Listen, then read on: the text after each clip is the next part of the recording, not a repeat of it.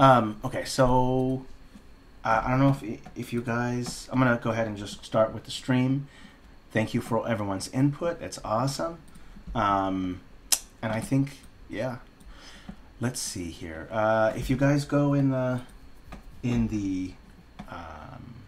stream chat one, I put this guide up here. Hopefully, I fixed the spelling errors, grammar.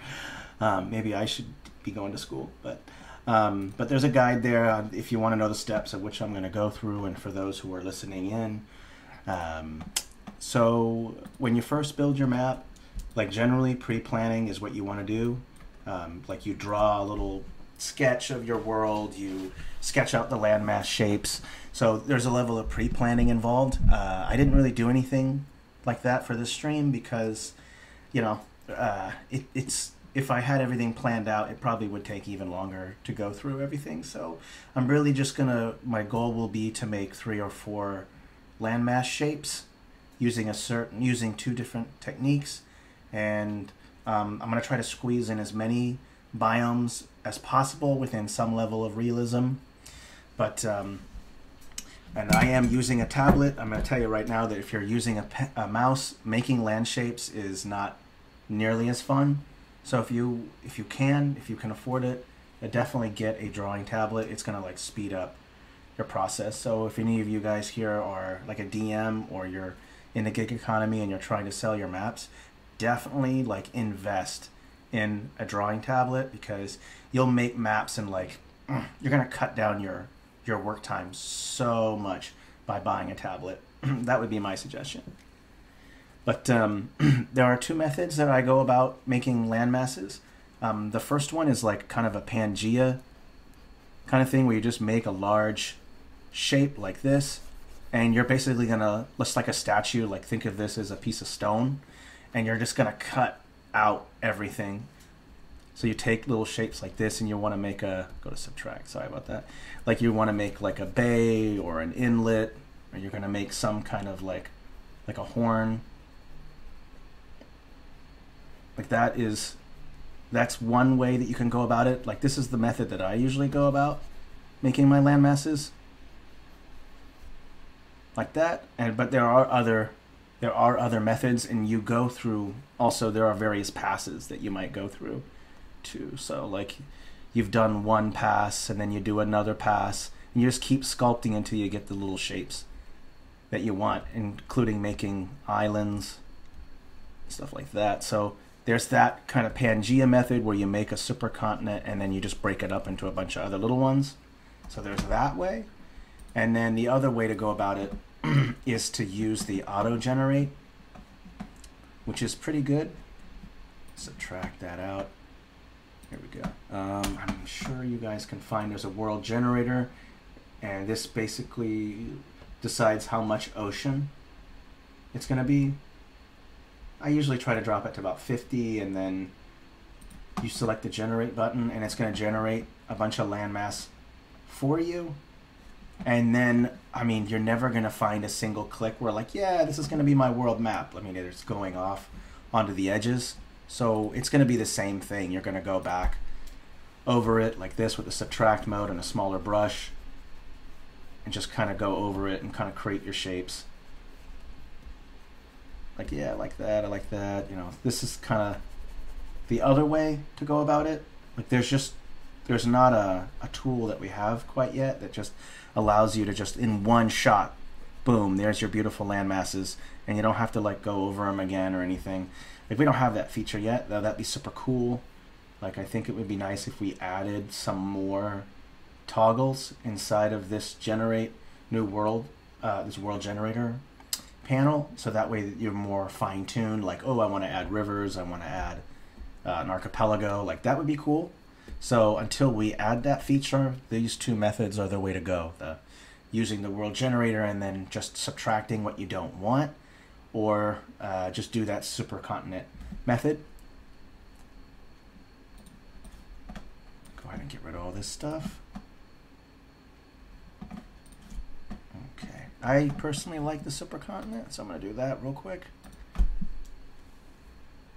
And last time I had added some stuff as well.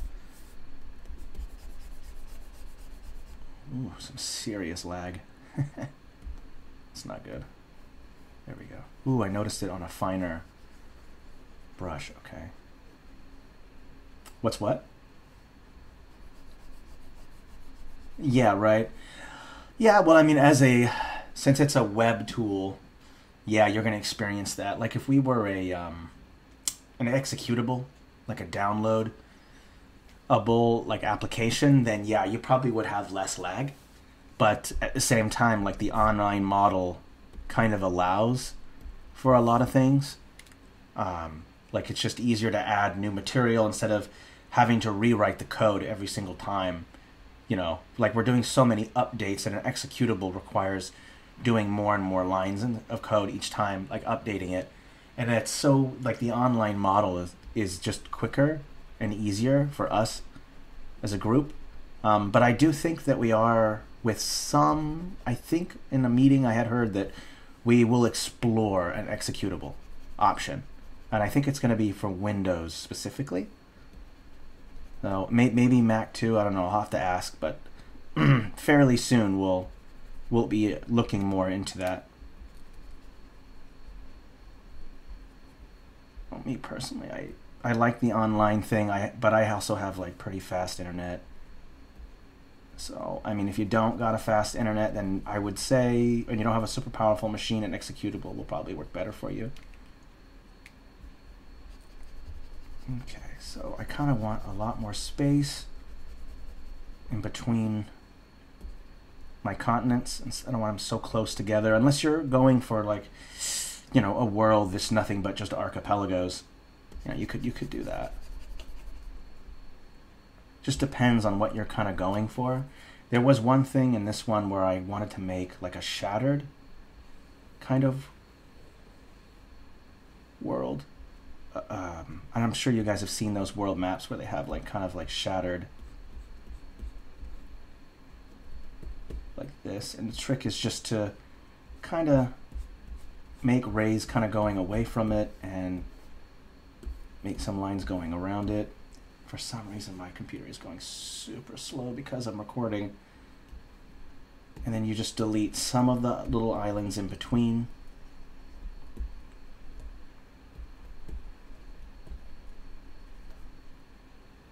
And I'm gonna make just an island in the center and just go with that kind of spider web kind of effect to kind of create these shattered islands. Right now it's kind of looking like a pizza. Hopefully it won't be like that forever.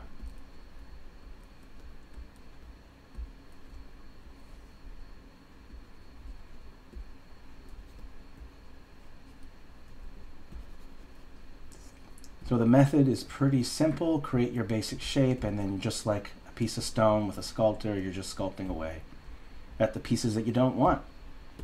That's really as simple as it is.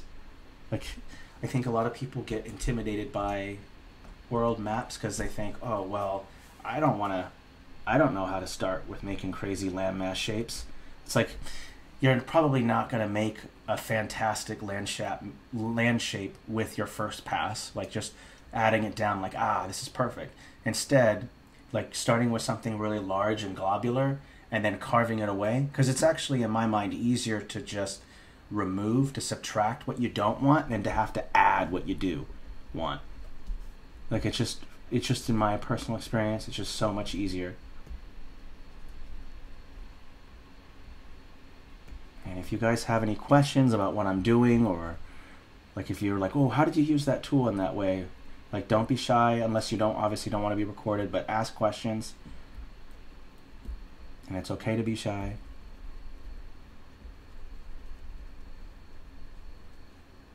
Okay, there's so much here that I don't want. There's just too much here.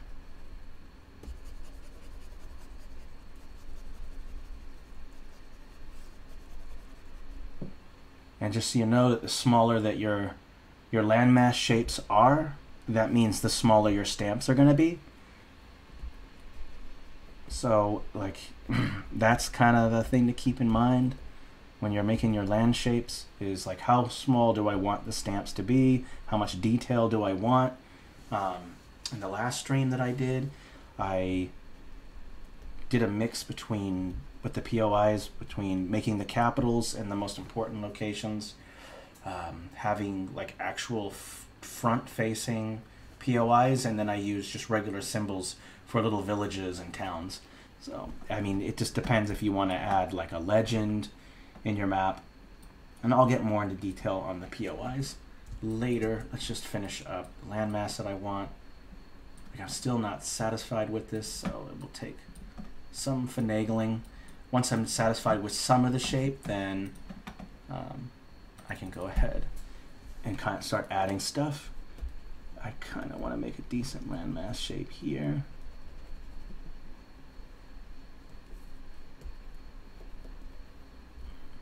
Okay, and then hook over, okay.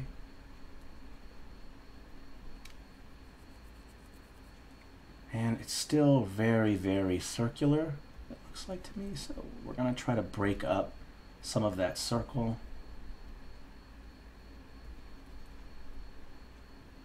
There we go, that's a little bit better. And there's not much to work with here, so stamps are going to be so small, it looks like to me. Maybe this is broke off from here. Okay.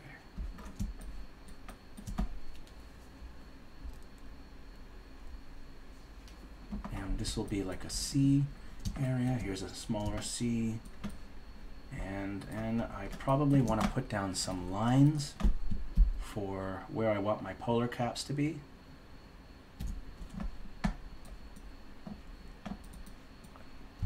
Technically not something you have to do, it's just something I do.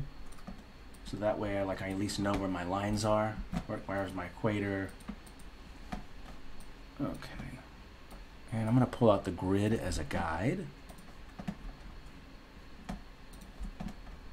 And let's see here, let's say 5, 6, 6. Okay, that's fine.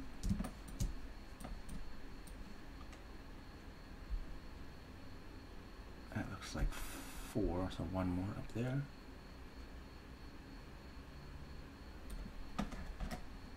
Okay, so these are going to be my polar caps. And I think I probably want to make an equator line too. These lines are just helpful for knowing what kind of biomes you're going to have.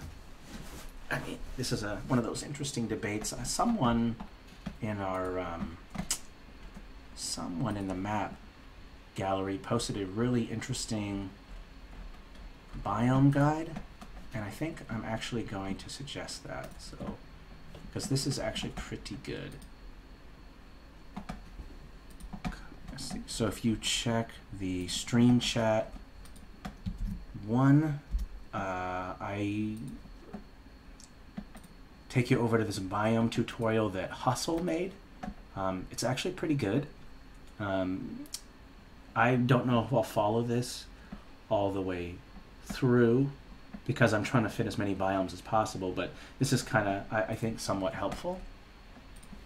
Okay, let's go back. 183 changes. Let's save it.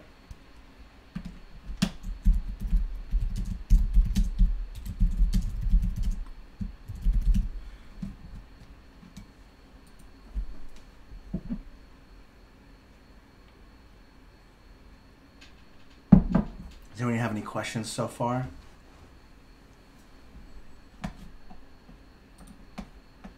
Okay. So we've got our equators and our polar caps. Oopsie, don't want that. Okay. Let's take a look. And I think for now, this looks all right. I can always go back. One thing that I noticed is that you will backtrack between steps, like maybe you've done step 1 through 6, but you're still not satisfied. Like, backtracking is perfectly normal. I do it all the time. Like, these shapes are not set in stone. Like, as I add mountains and other stamps and stuff like that, likely all of this will be subject to change. And frankly, it should be, you know, subject to change. You want your map to be, excuse me, you want your map to be fluid, and you don't want it to be all set in stone, because if you have this expectation of what you want your map to look like exactly, then you're probably going to get discouraged and say, this isn't what I imagined it to be, so forget it, I'm going to drop it. So sometimes let the map itself create itself, meaning, you know, as you're making something, let things be subject to change. It's really going to help. Because I get put off. Earlier we were talking about how easy it is to get put off. Like, you're working on something and literally about 10 minutes in, you're like, this is garbage, I'm going to destroy it immediately. Don't give up on it. Like, if you're that frustrated about it, then, you know, step away for a minute, or just save it and go work on something more fun. So, I mean, battle maps are just kind of more fun to make, because I guess they're just easier. World maps are a lot more work, because you're building a whole world instead of just a little region. So don't get discouraged. Like, it's probably not going to look exactly the way you want it. Okay, so let's now put down our mountain ranges. And how do I put down mountain ranges? And why should you put down mountain ranges second in the list? Because you're going to be using it for scale. So like, if this is the size of a mountain, then you're going to scale your trees, your POIs, and other things to relatively the scale of the mountain. I mean, obviously, if you're doing stylized points of interest, POIs, then you can make your POIs as big as you want. I mean, if it's stylized, but if you want to be able to fit more, then yeah, then just use little symbols. So first I'll put down mountains, and how do you place down mountains? Like, technically there's plate tectonics, and you know, in the real world, how do mountain chains actually form? Like, there's all that stuff, and I would recommend you go out and research that if you're going for the realistic approach. For the purpose of this video, and just to keep it short, I'm probably just not going to worry about how realistic my mountain ranges are formed. So there's no back history to this, so there's no lore or anything to this world, so it's not really necessary to like try to go for realism with the mountains. So how do I lay down mountains, whether I'm being realistic or not? First I size it. Like this looks kind of massive. So you're going to think about how big you want your POIs to be. And so I think, okay, this is how big my mountains are. This is the size I'm going to go for. I start at the top so that some of the mountain is overlapping the shoreline, so it kind of looks like there's more depth there. And then from there, you'll just kind of snake, like meander it. So you're just clicking and slowly going down and creating kind of like river meanders, the way a river meanders, like these kind of S shape when you lay down your mountains. To me, that's like really, really, really helpful. And just one straight line, go down like that. You place your mountains, and you're going to do it to every single one of your land masses.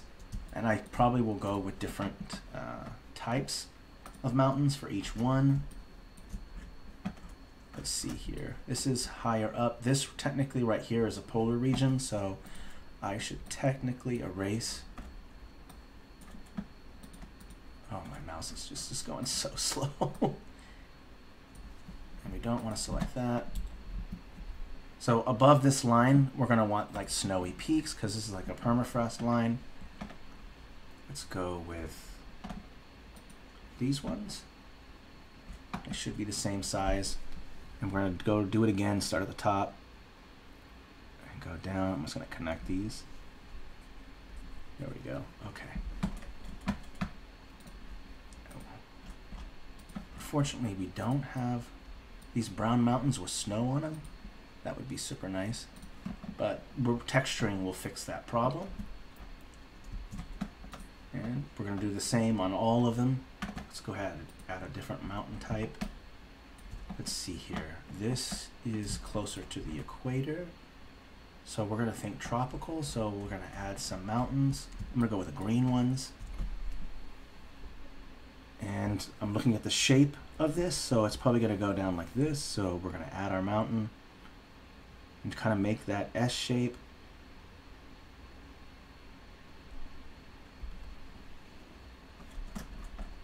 And also be careful for overlapping of your shoreline. So see how close this, the line work of this mountain is? I push it away from this because this happens a lot. There'll be, people will overlap.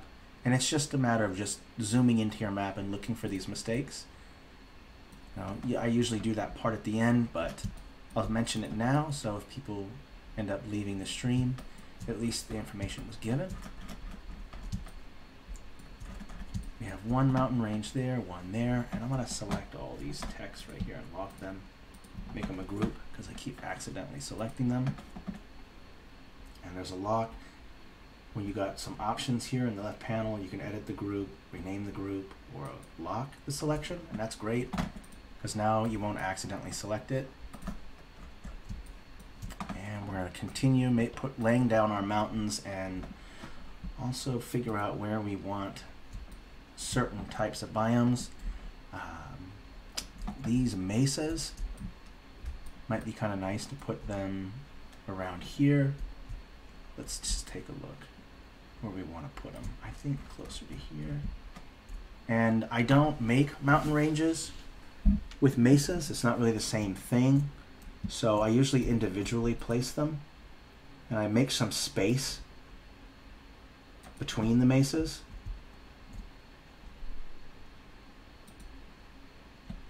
And don't forget, you can also cycle through stamps. Just check the key bindings.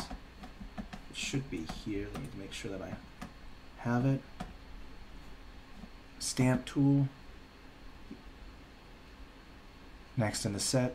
So it looks like it's going to be a command key. I think, no, wait. My keyboard is messed up. So, but you can cycle through stamps or go up through here. I know a lot of you guys already know how to do all this stuff, so this information is just for new people who are not familiar with the tool. I think that's actually pretty good right there. I don't need to add any more, maybe just one. Right there. Okay. And then we're going to add more mountains. Let's see here. I'm going to stick to the same scale. So I'm going to click one of these, double check. 60, okay. Again, start at the top, and we're going to stop at the line, and then we'll go ahead and add the next mountains. I think we'll go with something dark.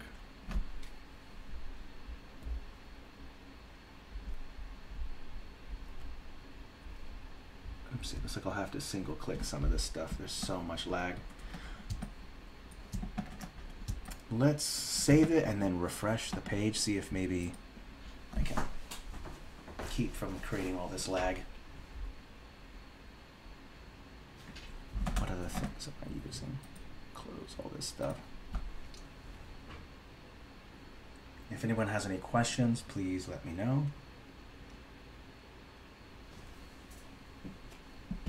Okay, let's refresh.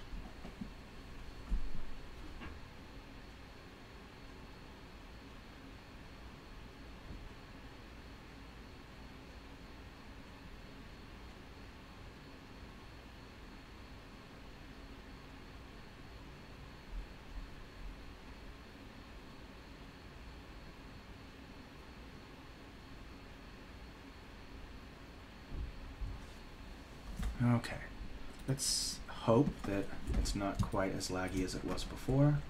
And we're going to continue on our mountain creating process. Just the same thing, just snake them or around. See, there's a hop right there. Oops. Not sure how to avoid that. Might not be able to. Okay. And we're going to come back to all these mountains. I think I'm not going to have any mountains in this area. This might be the only one where I'll have some mountains. And so once you've done that, then something I like to do is take each mountain and kind of drop the size down, because if it's all the same size, it kind of looks weird. So adding in various sizes of the mountains here and there kind of breaks up that size monotony.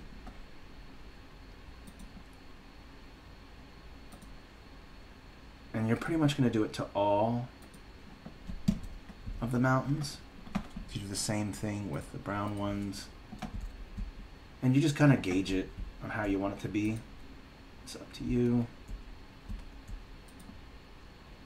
I like to have them get a little bit smaller at the end sometimes. It's just whichever style that you want to go with. We'll put one over here. I'm just kind of creating more natural shapes. Well, even though this looks super odd, I might go back and fix that. It's okay, we go back to that later. Let's just finish adding all these. And if they're on the proper layer, they should hide behind the stamp. So I think these were all on layer 0. So the collision box should work properly.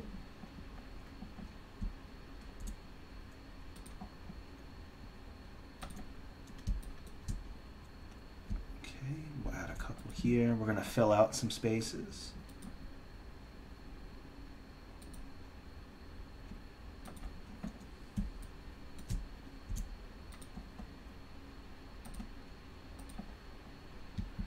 And I think, let's see, okay, and we'll go with even smaller.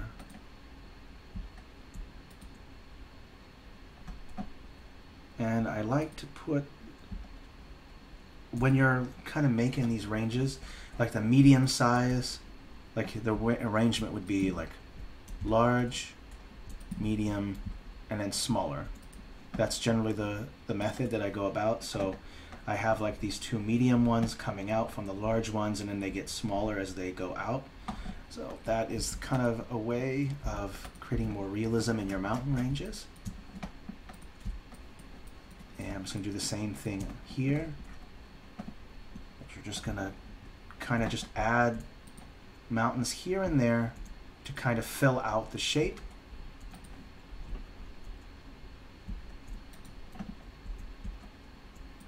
Even create some interesting formations.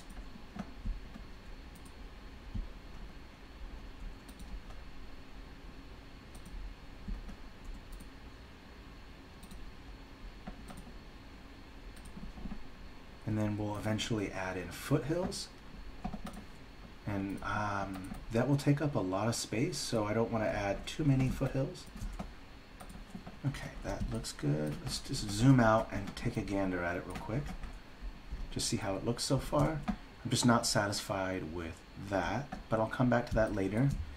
Because trying to make everything perfect right now is just not realistic, so I just go back to it later. Because a lot of this stuff is probably going to be subject to change. Like if you're, eventually I'll probably delete some of this stuff. Just depends on if I find enough room for my POIs, what kind of POIs I'm using. There's a lot of outliers that kind of decide when you're doing some changing or editing to your mountain ranges, POIs and such. Okay, let's take a step back. Okay. And then we're going to go with that even smaller size again. Again, try to like overlap, like have a mountain be in front of another mountain or behind a mountain like that. So overlapping, I stress this one so much and I feel like I'm a broken record when I say it. I think some people even got a good laugh out of it the other day ago. That was pretty funny. All right, let's go ahead and take a look. Looks good. Let's go up here and let's see if I can make this better. Since these are lower peaks, technically these wouldn't have a lot of snow on them, so let's go with making the smaller peaks without snow. Maybe that would be better. Technically this is a permafrost, so there'd be snow on everything, but maybe this will just make it look more realistic. Because I just don't really care for those white those small white peaks. It just looks weird.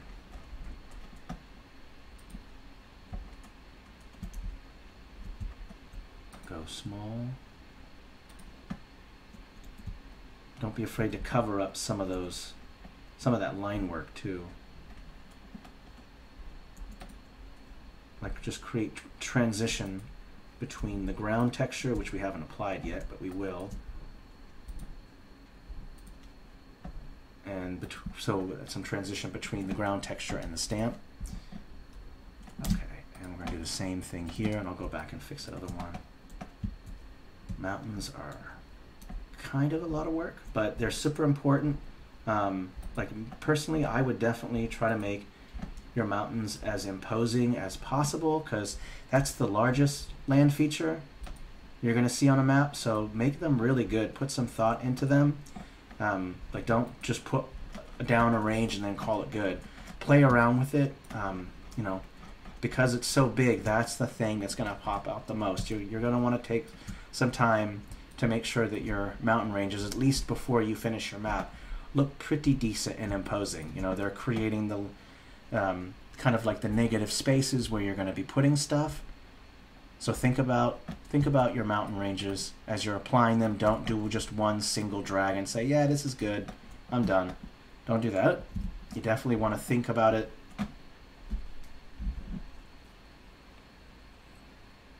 And we're going to go ahead and quickly fix these little mountains because they just look pooey.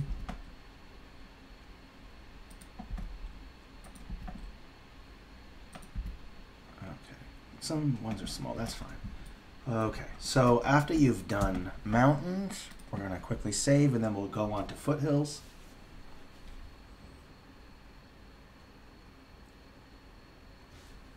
That was fast, that's good. Okay, so foothills. All right, foothills.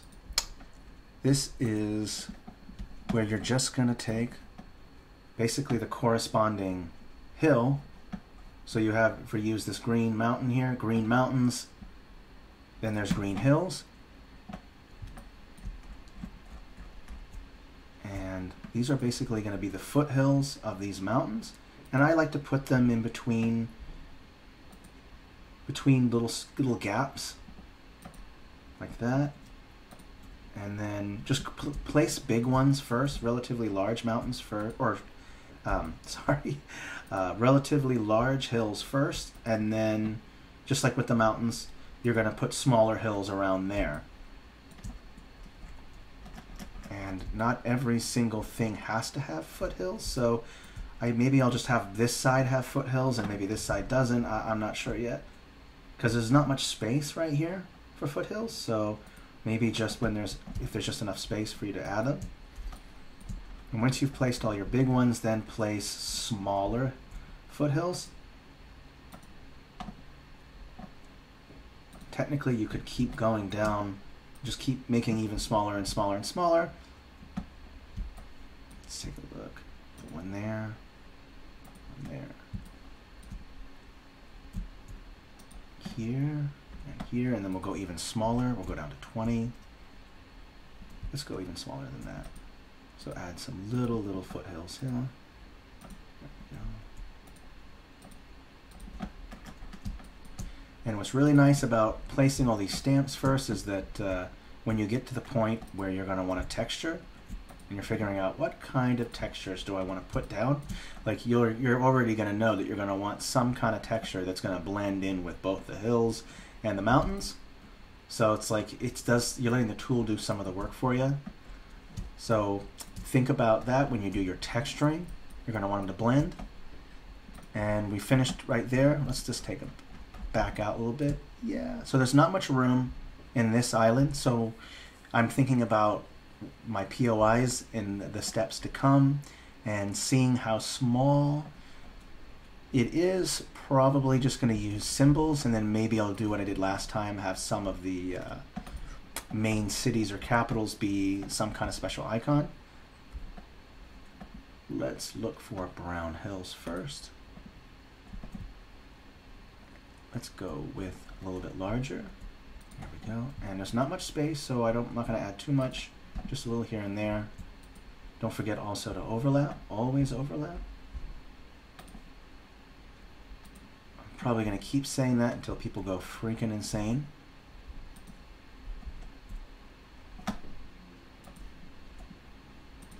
It's the same method, just place small ones around the medium ones, just like you're placing medium-sized hills next to the large mountain. Okay, those look good. At least they're acceptable, and I'll probably do the same for up here because I want more transition. And there's a lot of space up here.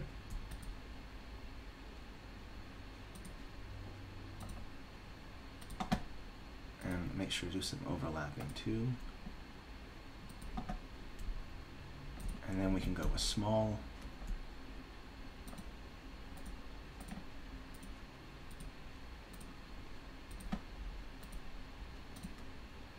And of course it all looks awful right now because we haven't added textures, but that will change. Let's go with even smaller.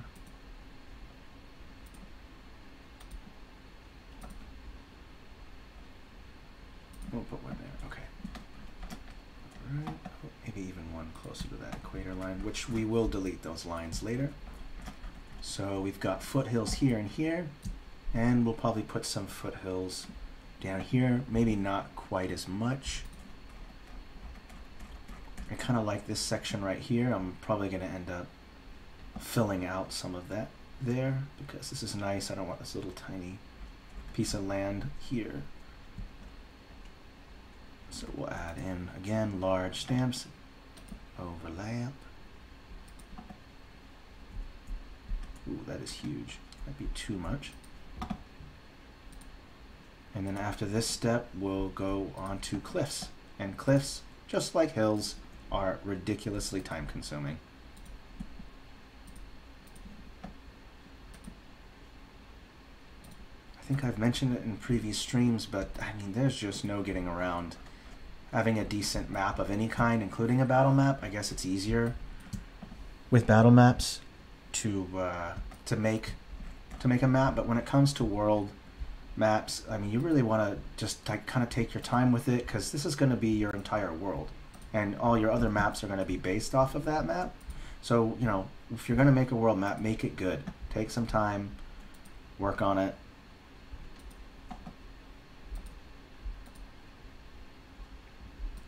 Like if you don't like the way it looks, you can always come back to it, work on a battle map, you know, whatever it is your preference is. So I know a lot of people here like to make battle maps. Other people, like the great Callum, likes to do isometric. Though lately I've been seeing some battle maps from him, so that's super cool. Okay, I think just a little bit left. These dark mountains here. And do we have dark mountains? Medium. Oh, there we go, right there. My bad, dark hills. Add them in. And then we're going to do some saving, and we'll work on cliffs.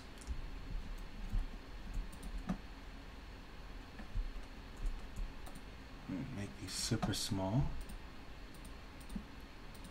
Make this area super hilly. This will be kind of like a Mordor kind of biome.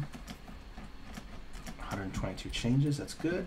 I'm not entirely satisfied with all of it, but that's okay. We'll address the rest later.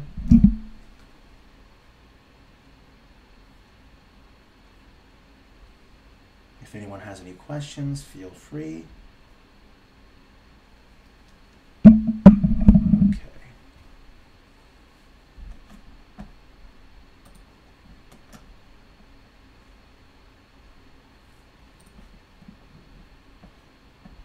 Alright, so next on the list should be cliffs. And cliffs are, as I've mentioned, terribly time consuming. They're not necessary on a world map because technically you wouldn't really see them. And if I was to apply a cliff onto this map, they would technically be like a mile high. It's just so, like the scale is just wrong. But I like adding cliffs so much to maps that it kind of gives it a sense of dimension. So I will be adding cliffs.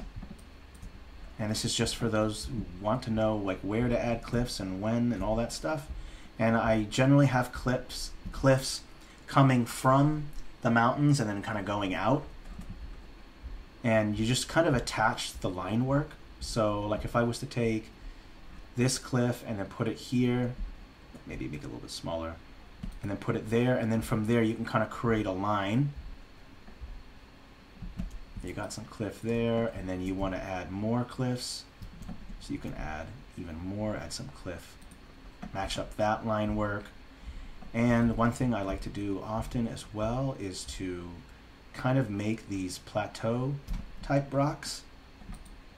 And you're going to piece them together like this, and then we're probably going to group them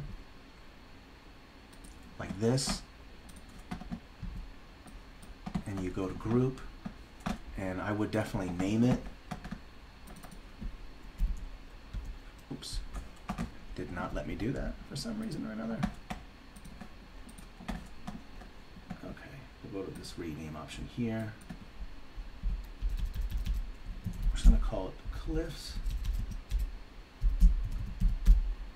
Okay, so at least it's named. And this works great because you can place them around and put them up against close to other rocks like that, and then we'll copy and paste this from place to place, seeing where it looks good. I'm going to go through all these various ones. You can even put them on hills if you want. It just depends what you want, what you think looks good. And I'm going to kind of create this sense of like a step coming down from the mountains and then flattening out. So I think it's called a step.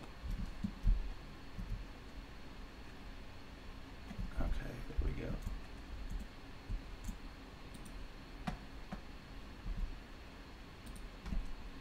Nice, we're getting there. Okay. And until we get the right tool, you know, for now you're just kind of piecing cliffs together to kind of create what you want until we get kind of a tool to fix that. Ooh, so that kind of looks good right there. Yeah, I'm digging that. So it goes down, and I'm going to move some things around, which is what you would expect. I don't really want those there. I don't really know if I actually want hills up on that part where that is, so maybe it's best to not put the hills here. Maybe a couple would be fine, like there and there, but just put this over here, overlap, put up behind that mountain, and then we can kind of add these shapes. Oh, let's go with, actually this one might be better. There we go, nice. And you can copy and paste these.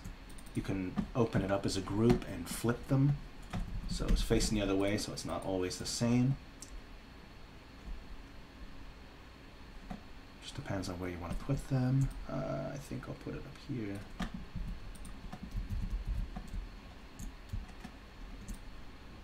And we'll put another one.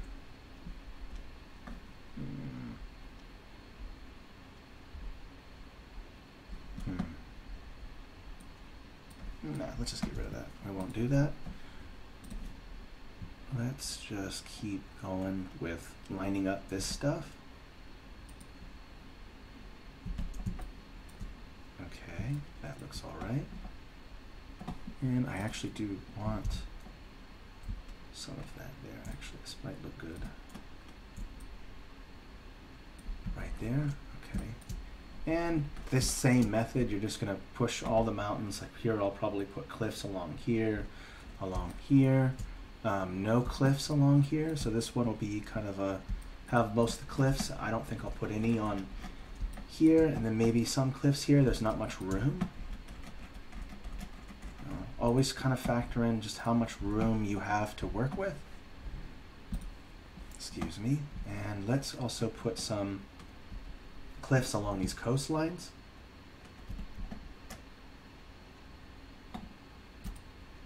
and then we'll reshape the coastline to fit around around the cliff.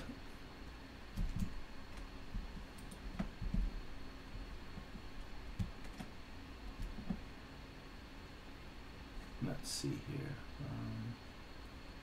This is always the toughest part, figuring out where you want some of your cliffs to be.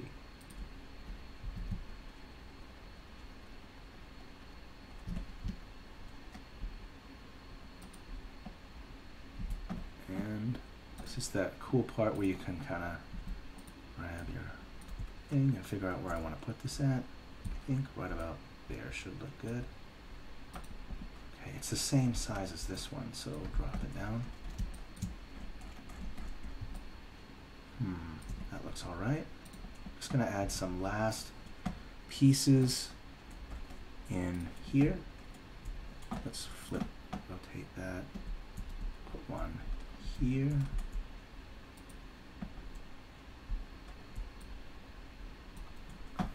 And then we'll add one here. And then let's also add some to the other side as well. Gotta find that one that I like. There it is. So I'll put that there. There we go. Nice. Okay.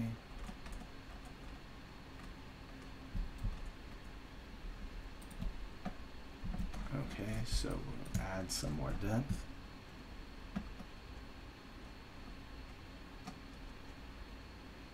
There it is.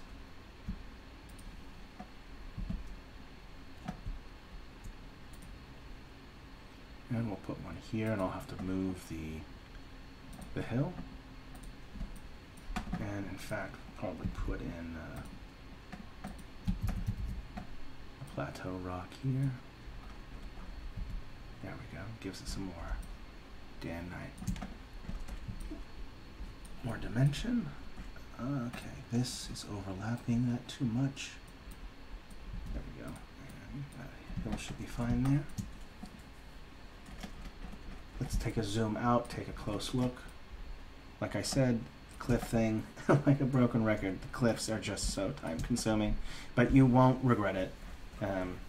If you use the cliffs, then yeah, your map's gonna look like it's got so much more depth to it. So I recommend it.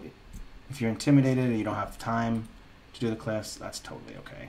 Like, you don't have to add cliffs to your map. The world is so big that technically you wouldn't even really see the cliffs if you were sticking to scale. It just depends how much realism you want. Okay. And once you kind of get a feel for it, then you get really good at laying down your cliffs. Like yeah, it's time consuming and it's very frustrating, but you do get a feel for it, and it's like, okay, cool. It's actually laying cliffs. It gets kind of fun once you get that feel. Like, hey, I'm getting pretty good at laying down cliffs now. Doesn't actually solve the problem of not having a cliff or wall tool, but it makes it, at least it's a more positive way to look at it. Okay. And I don't want this to take forever, so I'm just going to do the last couple mountains here, and then we'll move on to the next step. Let's see here. Been going for 54 minutes. That's not too bad. Not too bad at all.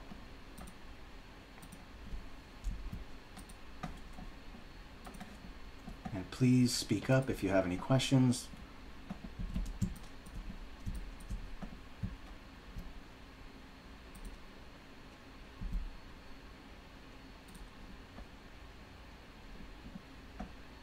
Okay, yeah, that looks good.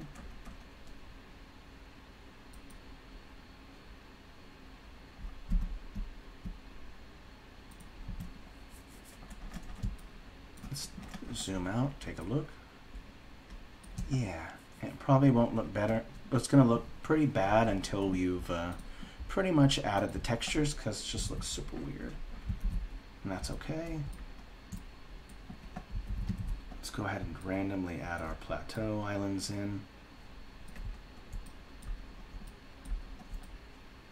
Okay, and I'll add some of the opposite, the flipped one.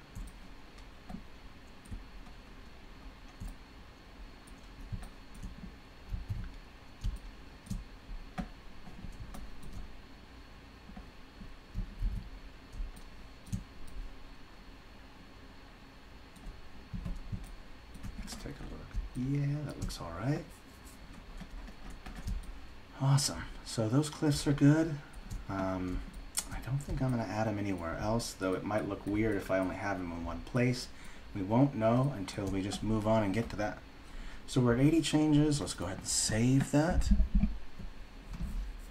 And I'm going to save, and I'm also going to refresh the page to make sure that I'm not dealing with old data. It's a good time to ask questions if you have any. If it's not, that's okay. Let's look over our guide steps. All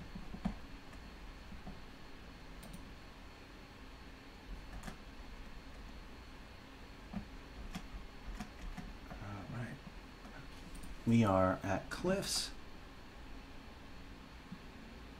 So we're at rivers and lakes at step 6.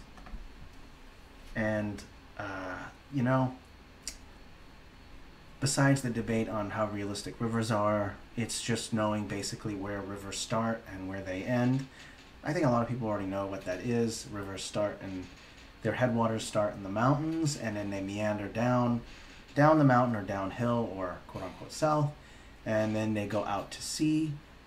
Because I'm just looking at the size of these mountains, and you think to yourself, okay, most rivers at this scale, like this is the point where I am going to go with realism. I'm not going to add rivers because I'm just looking at the scale and I think, okay, there's no way that you're going to actually see a river at this kind of like distance. So you don't even have to add rivers.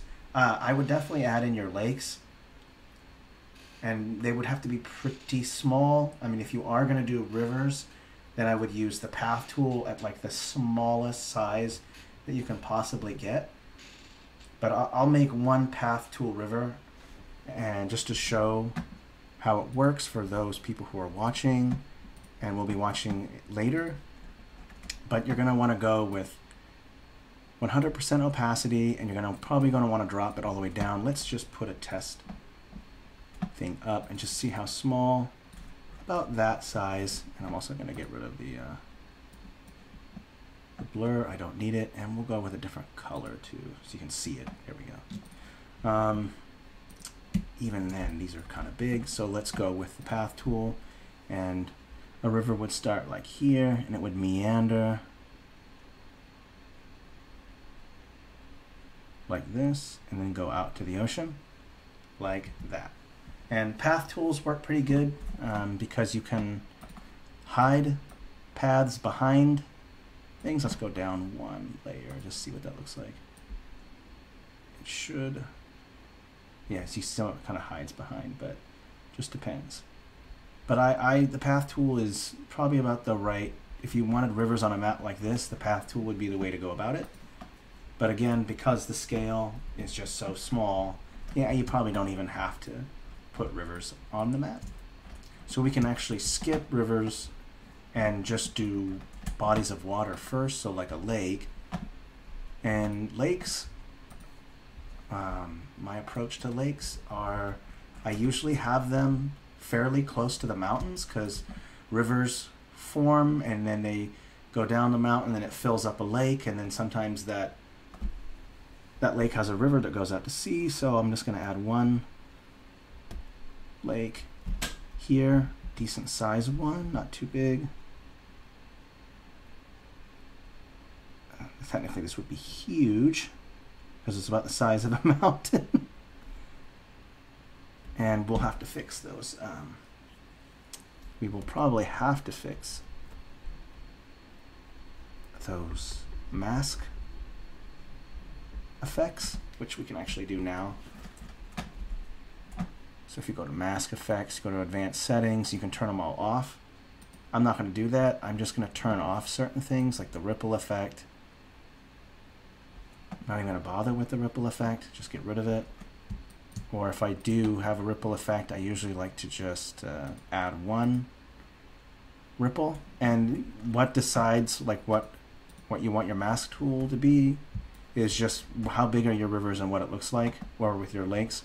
So I can kind of see this white line from the stroke or from the ripples, and it doesn't really look good. So like at this point, I wouldn't even bother having ripple effects, so that way you can kind of see the body of water better. Like that to me just looks better.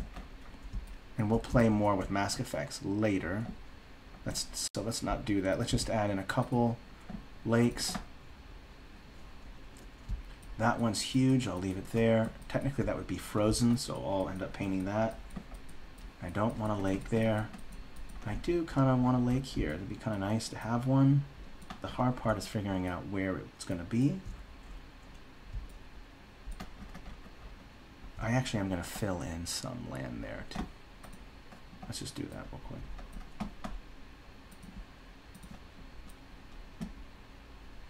I kind of feel that this just needs more shape. There we go. And we can push this out. Okay. Now let's go ahead and add a lake. And I'm not using the edgy brush to make the lake. I am using just the regular circle brush, because if you try to do it with the edge brush, you're going to get like these big globby shapes, and you don't want that. With a lake, I like to just do a more fine-tune shape. So you go with just the regular shape, and I'm going to put like a bunch of them right here, because maybe this will be kind of a swamp. And it's technically a massive swamp. It's huge, but that's okay.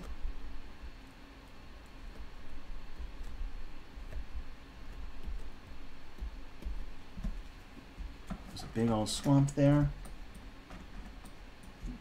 And then let's take a look. 33 changes. And I'm trying to think what other lakes. I think swamp, that one lake looks good. Maybe even add one more lake here and make this kind of the largest one. And we'll even put an island on it, or an island in it. And I might make that island a little bit bigger too. If you're going to put a POI on it, then you might want to consider making it bigger.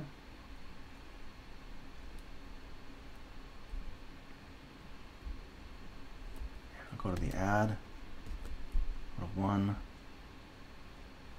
I want it just big enough to where I can actually fit something on it. It looks a little too centered actually. Let's put the island not so centered. Maybe put it over here on the side like this. There we go, much better. All right, large lake. We have a couple lakes. We have a marsh. And we're gonna want to put some desert area in as well. So I'll have to figure a place for that. I might actually have to put down a bunch of stuff to make that work. If I am gonna put a desert in, then I probably want to put it. I'm gonna put it closer to the equator, and I'm gonna make some mountain ranges that kind of quarantine off the desert. So I'm going to put a bunch of stamps here, and I'm going to be just doing it by hand instead of dragging, because this is such a small landmass that it's like super hard to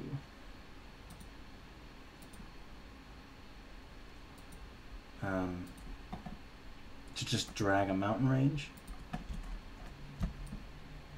So this is kind of quarantined. That's why you got a desert here.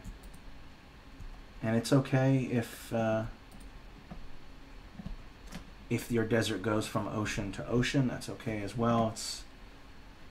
They have oceans like that, or they have deserts like that. So this will be a desert, and to signify that it's a desert, I'm going to add in a couple dunes.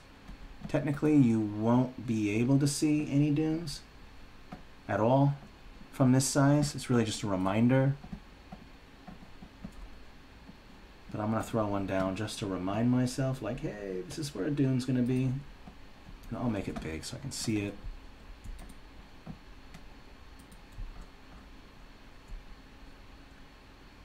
Really, the best way that I do marking biomes is to use a base texture.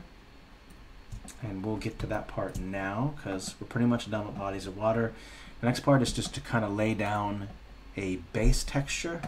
And you're going to want to use, your base texture is probably going to want to be a texture that matches whatever the base of your stamps are. So like with this one, like I'm going to use a texture that kind of matches the base of the mountains. That one looks a little too dark, so we'll go with something a little bit brighter.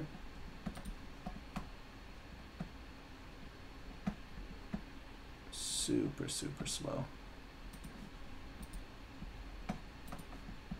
Wow, this can't get any slower. Okay. There we go. That's the one I want. That looks good, and then we're gonna do a snow texture up here. Let's take a look. This one looks super bright, so I don't know. I might go with something a little bit darker. Yeah, that looks super bright. If you don't find the kind of texture that you want, like immediately, you can HSBC. Let's just see if I can find a matching texture first that might look good with this, and then we can also do future blending. It doesn't have to be perfect. And I'm just gonna make this whole area this color because it's all permafrost, and I'm gonna do the same down here. Eventually I'll have to change up those mountains as well to fit. Go, and we're going to want a texture to go well with those dark mountains.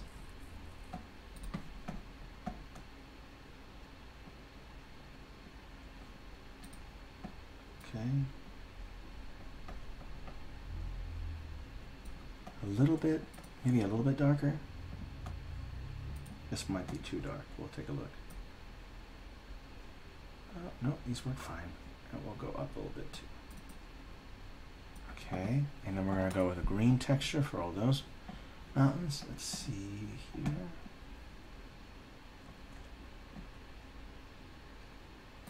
Let's try this land yellow, just see how it looks.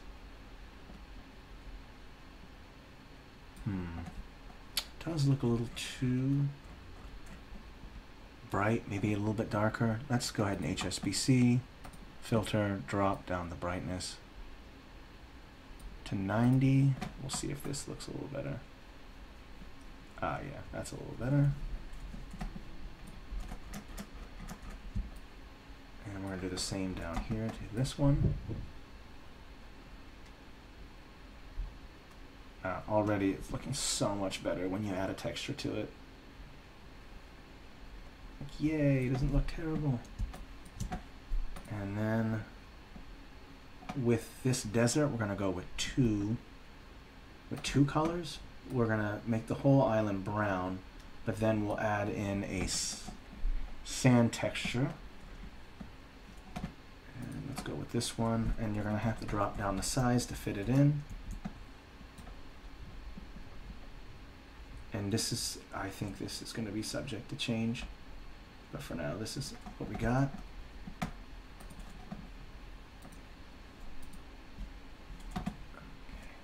We're going to delete that because we'll come back to that later. And we have to just figure out the rest. And I actually don't like these mesas, so I'm going to get rid of them. Let's take a look at what we got. Okay, these are pretty good for the base texture. I'm going to have to do some fixes and stuff, but this looks all right. Let's save. It's a good time to ask any questions if you have any.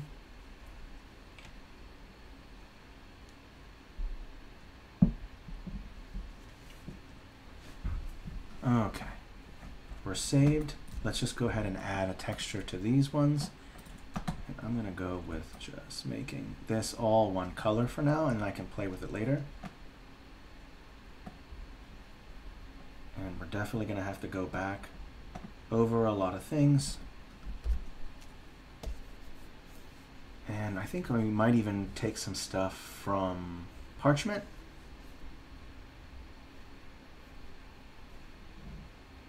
There we go. We'll take a look. So far, so good. We'll get to the second layer of texturing when it comes to blending. Let's go ahead and take a look at our list and see where we're at. We are with adding your base texture, and we're going to skip borders and countries because this is a world map and not a political map. The next step is going to be, we're going to go ahead and add forests and other types of forests, whether it's swamp or a pine forest, whatever. So let's go over to the catalog. We're going to open up, and placing trees can be kind of difficult. Normally I would recommend using the density and the area brush, but because I'm streaming and trying to make a map at the same time, I'm just going to do single click drags. But normally you would want to use the area and density.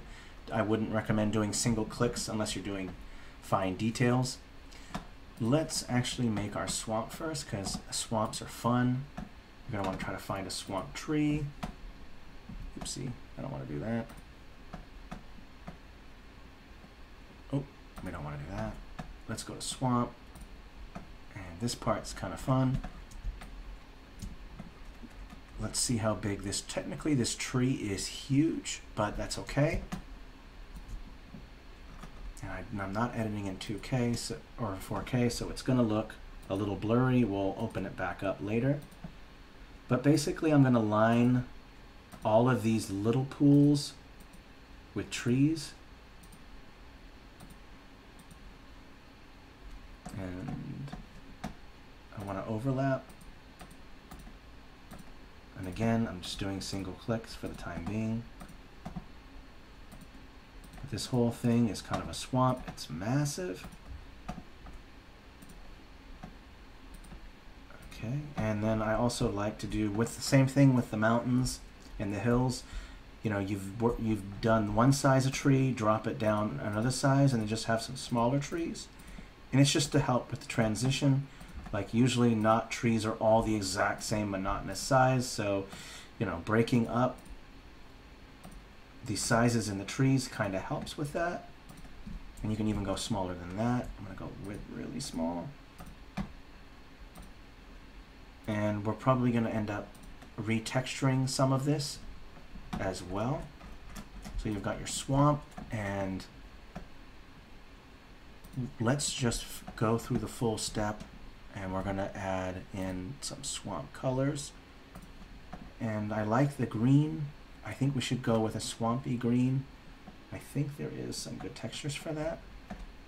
Let me see, what do they have for swamp? Let's check. I like that color right there. Let's just see what it looks like when we apply it.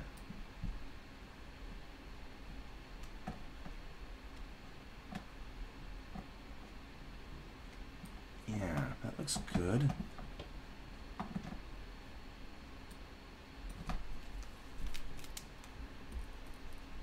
In fact, this texture could even be a little bit darker. Let's change it. Let's go with increasing the contrast. And let's also offset it to where the darker parts show up. So you see this darker line right here that was in the texture. So now when I apply it here, it's going to look a little bit more green because I added so much contrast to it. Just try to put it before the mountains. And I think I kind of screwed up in some ways with this cliff here, but there's your basic swamp. And we might add some more stuff to that later. Let's go ahead and add some pine tree, or let's see, let's go with tree 3.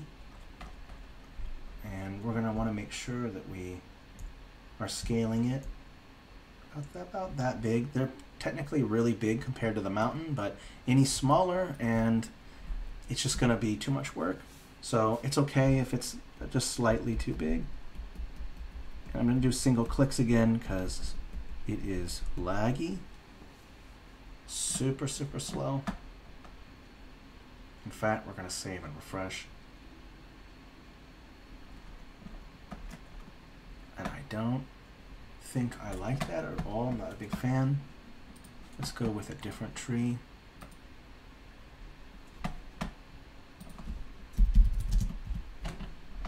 So just type it in, select what you want, and then press delete, and you can get rid of them.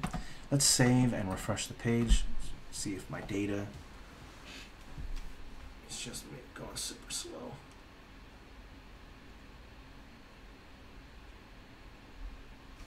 Let's refresh.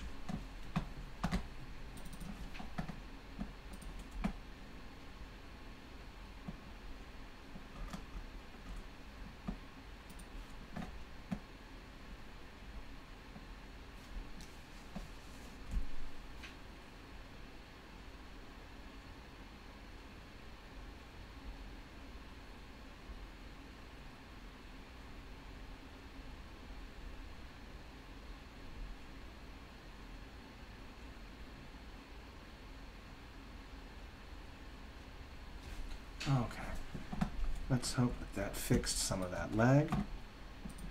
Let's jump right in. We're going to add some coniferous trees. Let's use this bright green one.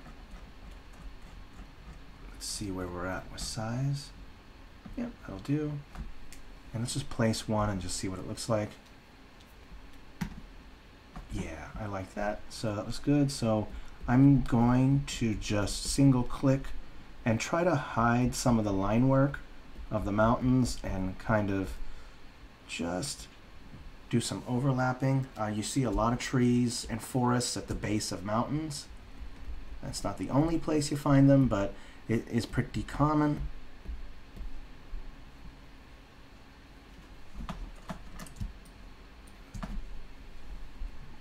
Place some in here, all in here.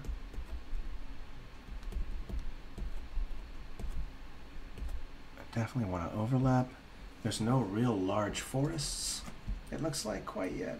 Might have to make a really thick forest over here, perhaps. That's going to require doing some of this. That's going to go super laggy.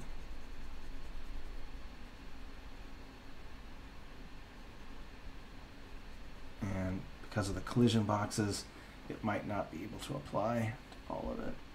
So might have to do some single clicks.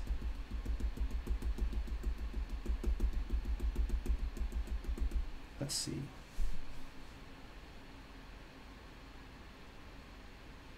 Oh, lag is a pain.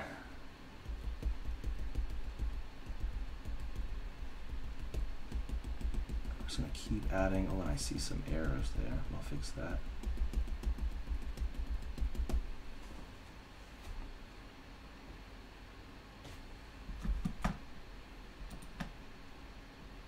Wow. Okay. So let's go ahead and fix some errors that I made real quick. I'm noticing right here. There we go. All right. Let's take a gander, take a step out. So far, I kind of like that. Looks all right. Some forests here, not much. Eventually, we're going to try to find a spot where I can put a fairly large forest and then label it. So I can show you how I label forests. I think I do have a guide for that as well. I'll plug that into the stream or into the voice chat. Let's just keep adding stuff, and eventually I'm going to save too. And I'm going to make sure to overlap over the shoreline.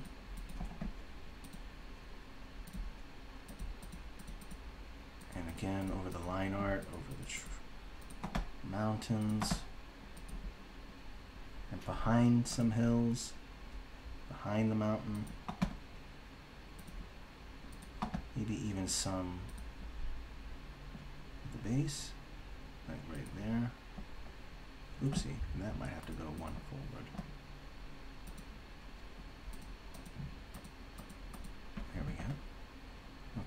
don't.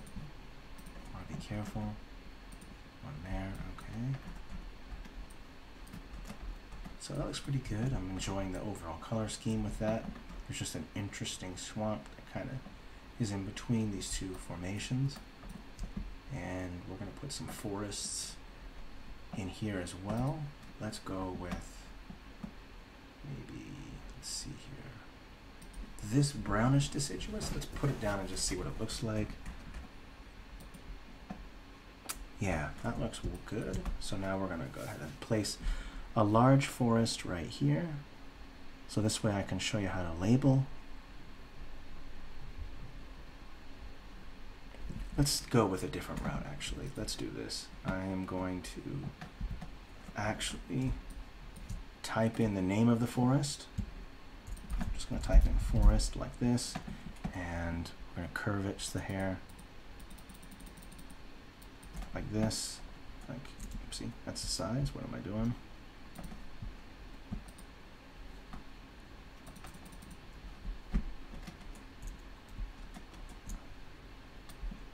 Rotate it. So if you're doing a forest, technically I do the labeling last, but if you wanted to do it another way, you just line the trees around the label. And I wouldn't label all your forests. I would only label a forest that's like super important, like something that your players are going to go to, or if you're writing a novel, then it's going to be there. So we're going to go ahead and just put this forest, put all these trees around the label. Be careful not to accidentally hit the label. Okay, there we go. So now you have this forest and you've got the label, and you can, I'm just going to end up deleting, or I'll just leave it there for now.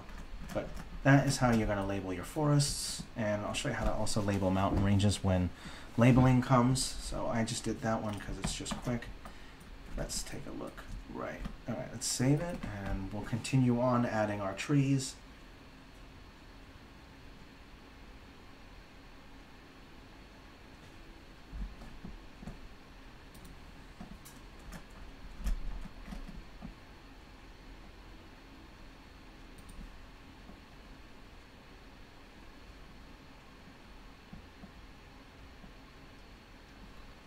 Okay, let's take a look.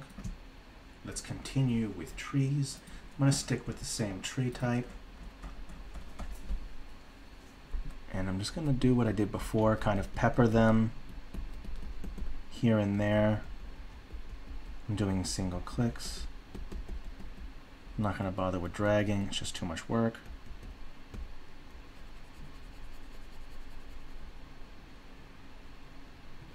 Make little clusters. And again, you're definitely going to want to overlap.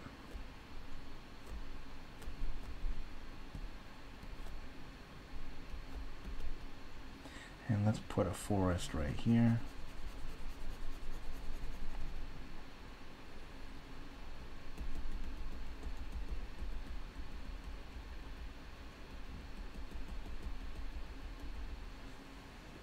I wish there wasn't so much lag.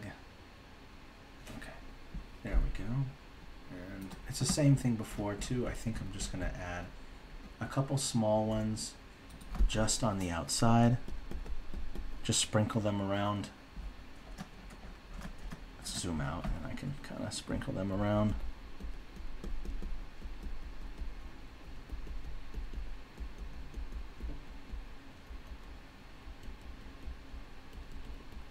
Normally the inside of your forest, like the inner part, the interior, is going to be the most dense, and you kind of want the forest to kind of diffuse a little bit as you're going away from it, so it kind of gets a little more scattered. Like the interior is the most dense, and I'm seeing some errors here. Looks like there's a hill right here. That's not doing right, so we'll add that there. Okay. Let's take a look. Yeah, that looks pretty good so far. I didn't really technically do that here with these in a smaller version, so I should probably stick to that. That same method. Drop it down just a size. Let's go to 60, and then I'm just going to sprinkle them here and there.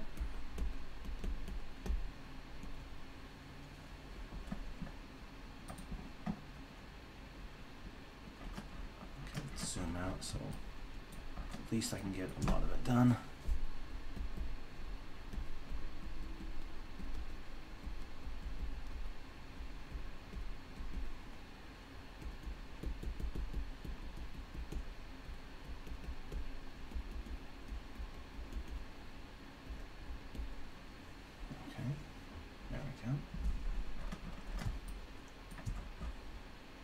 Add some around here.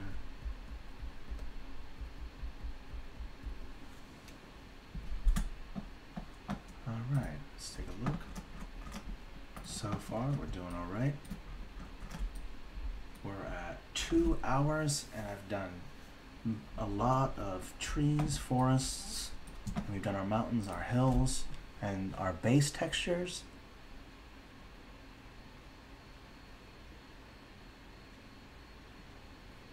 And we're going to want to figure something out about this shattered island right here. We'll have to figure out what we want to do with that. And I'm thinking I'm going to go with these kind of karsts right here. But I don't like the color of the green, so we're going to play with HSBC to kind of get the color we want. We'll go with hue. And I'm kind of would like to go with a more brown, and the way to accomplish that was maybe get it to a purple or red and then just drop the saturation, and also change the brightness in here. So now we have that, and they still looks a little too purple, so I might select those and fix it later. But let's go ahead and add a series of like jagged type of rocks that are all kind of emanating from the center island, which I'll end up doing something more there, but not right now. Now, this part is going to be time consuming. And how I do this, there isn't really kind of a method. Sometimes I look at the stamp, I look at the size, and then I try to look somewhere on the map or in the area that I'm decorating to see where it'll fit. It's just less work.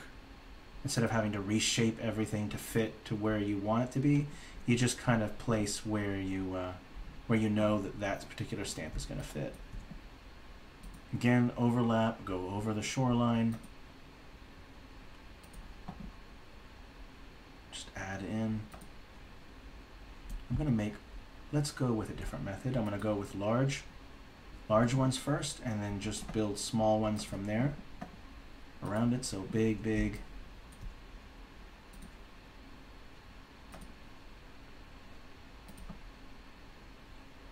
Like that.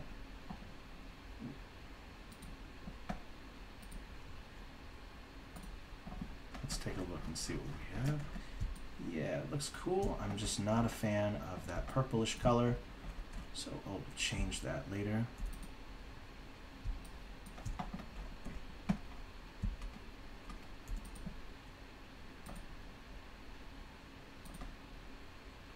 I pretty much did this same method when I was making the Lands of Nowhere series. It's just, this is exactly how I did it, minus all the fancy filter work.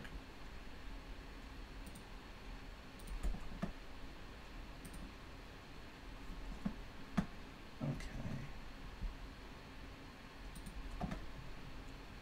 We're getting all the large pieces together. Let's take a look out for a second. Okay. And I'm not so sure about this shape. I might get rid of it. I don't know. We'll see. Let's just add some stuff to it and just see how I like it. Let's get more specific. Let's get some large ones. There we go. That was something big. I'm going to flip it around. There we go. and then I'll make some smaller ones that are kind of overlapping this one, these big ones, just like with the mountains and the trees, big, small, big, small. Oops, I see an arrow right there, don't want that. Oops.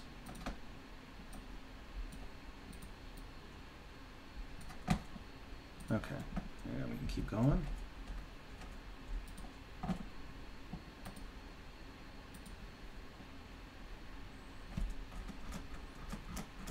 And we'll make sure to fix that purple because that just looks weird.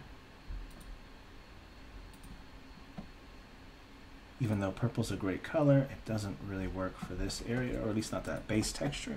Technically, I could make all this purple too. Maybe that's worth it. We'll take a look.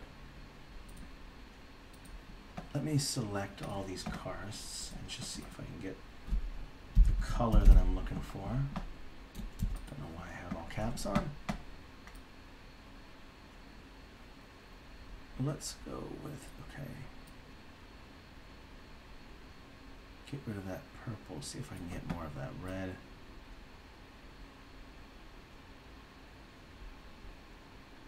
And maybe make it a little bit brighter. I'm trying to see here.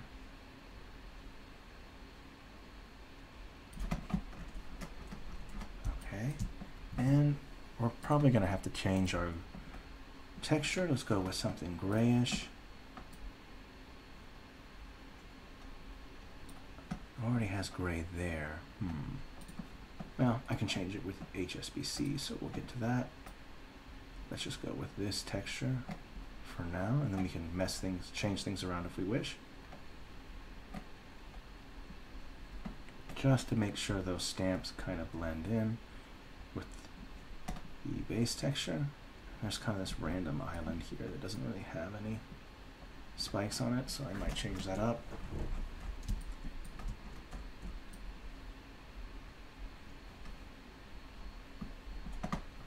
Okay, maybe even have some there. Let's take a step out, take a look. Looks good. Let's go ahead and add some more texturing, and then we'll add some more stamps. Let's go with some snow texture, and we're going to put it up here, like this. And we're going to do the same thing down here. Add this snow texture. And I'm going to have to fix these mountains.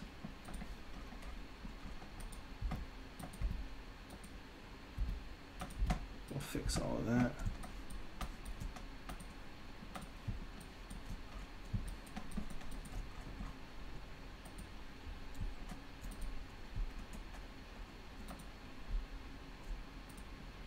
Okay, there we go, looks good. And I think it's okay to save. And while it's saving, feel free to ask any questions. It's okay if you don't. There will be a section in the end where I'll probably stop recording and just have a Q&A, and we can maybe go over some people's maps and do some overview. And you know, I really enjoy it when a bunch of people like come on and just kind of help each other out. I've been seeing a lot of that in the voice chat lately, so that's really awesome.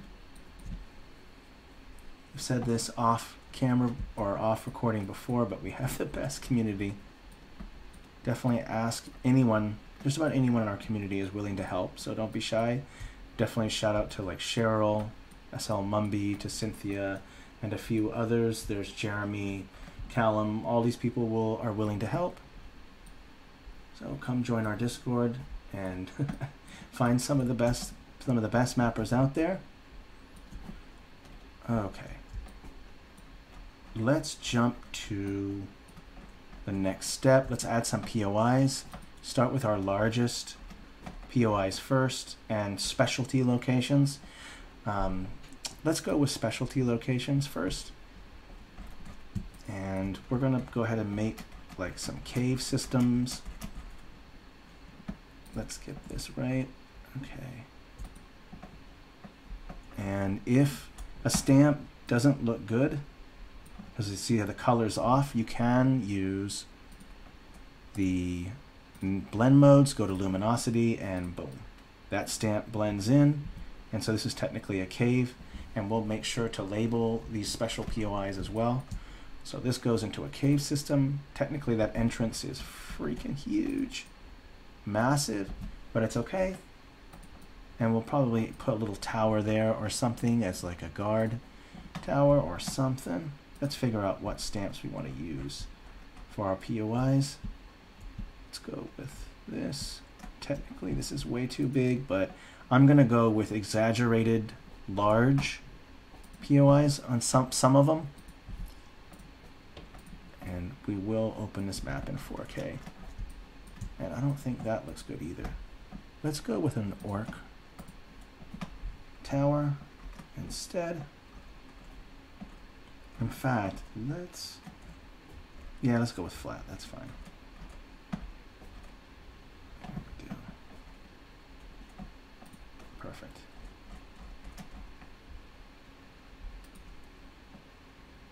Awesome. Unfortunately, you can't see it that well unless it's in 4K, but we will do that. Once we finish putting it all together, we'll check out all of its glory in 4K. All right, so you got a little tower here, and you've got thing. This is a really big POI, but if it's like an important location, it's okay to make it to exaggerate its size. Let's also add in some craters. I don't have any lore or anything or any backstory. Normally you would have this when you're making it, so I probably won't. I haven't really thought ahead on what kind of things I'll be adding, so I'm just kind of just going with it. And I want to put, let's just say like it's a mining thing,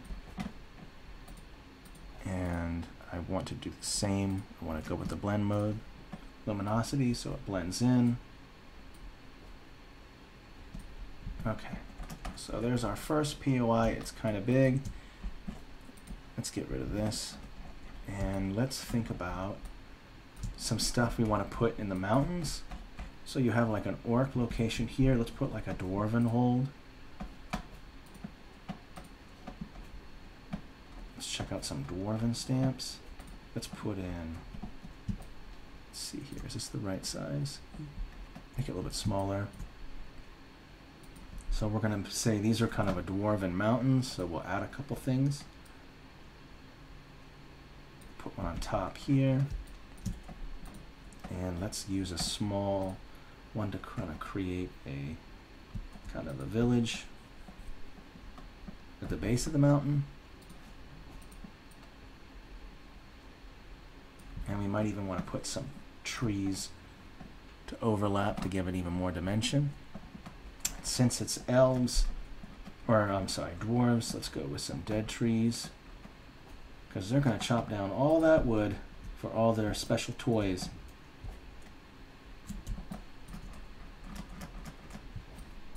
Let's just make sure that I have my trees being the right size.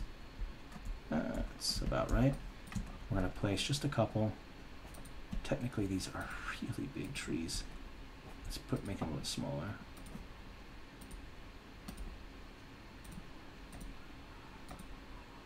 Make them even smaller.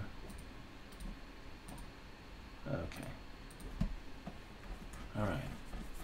So we're going to put down all the POIs that we want, all the different locations, and then we're going to connect them with roads, primarily paths. Let's also add some fun stuff like a world tree in here, and I think the world tree might be good in the center of this island. Let's get rid of all this stuff. And let's make sure the island is right. First, I can place the tree, and then from there I'll shape the island around it. So let's just get rid of the entire island, and then we'll shape the island out. And I'm going to not use the edgy brush.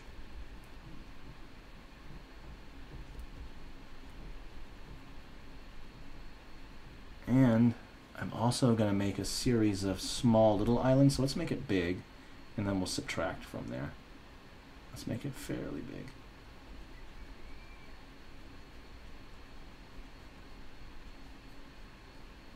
Then we'll take a smaller brush and kind of create like this shattered islands around it. That looks good. We're going to go with subtract at the smallest size. And just going to do like these kind of curly cues like this to kind of get your shattered broken islands. And then we're just going to keep doing it, just keep breaking it up.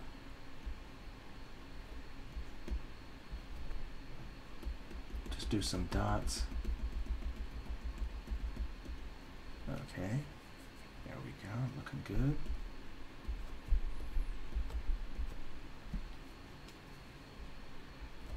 Okay, there's our world tree.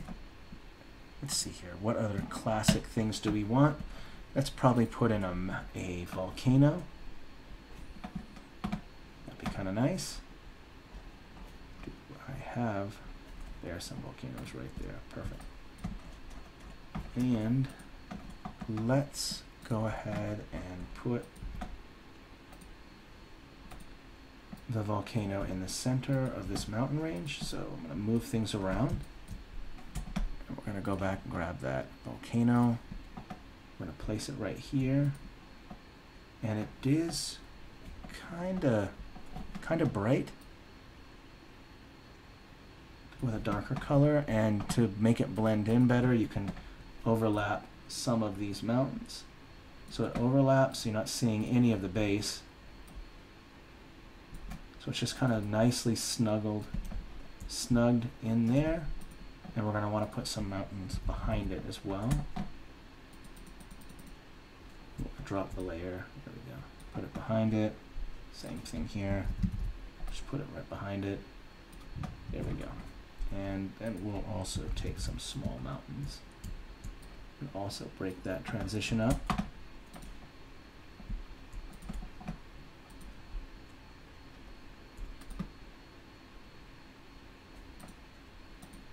We're going to add a couple more mountains, and technically these should be in the snow level, but considering it's a volcano, it should be okay. Let's also add some smoke coming out of the volcano. Get it nice and big and then stick it out. There we go, nice. Make sure it's on layer +5. I would think that would be best. Okay, lots of smoke. There we go. Let's zoom out, take a look. Things are looking good. Let's make some saves.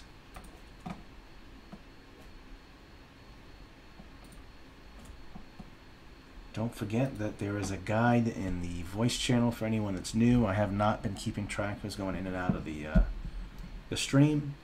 So make sure that you go into the stream chat 1 and look for how to create a world map. Again, you don't have to follow it from 1 to 15. You can leave out certain steps. This is just kind of a general idea, an outline on how to create a map. A lot of the things in it are not necessary unless you want to. So, you might want to try the method and then maybe break up the method to whatever works best for you.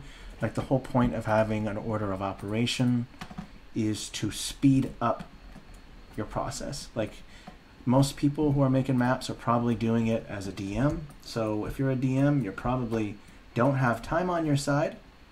You're probably extremely busy trying to pump out all these maps, and so you're going to want to come up with an order of operation for map making that makes your time, that utilizes your time. Like you want to make a map quickly, but at the same time, like you want to do it quickly, but you also want it to have like a level of quality.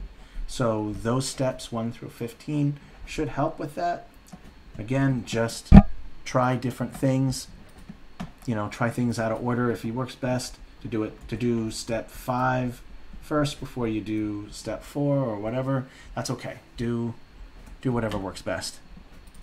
But I generally always end up going back and doing steps because I haven't finished some of these landmasses here. Don't have anything on it, and that's okay because I just don't have in mind what I want to add. And speaking of which, I'm going to go back and kind of delete a bunch of stuff. Oopsie, I accidentally just painted my background green. Let's go ahead and go back and reshape some of these landmasses. I'm going to get rid of this. Just looks weird. I'm going to get rid of this. And I'll probably have to fix some of that, and I'm going to get rid of some of this. And let's go with using the edgy brush. Let's go with 4. Let's fix some of this. It's fine.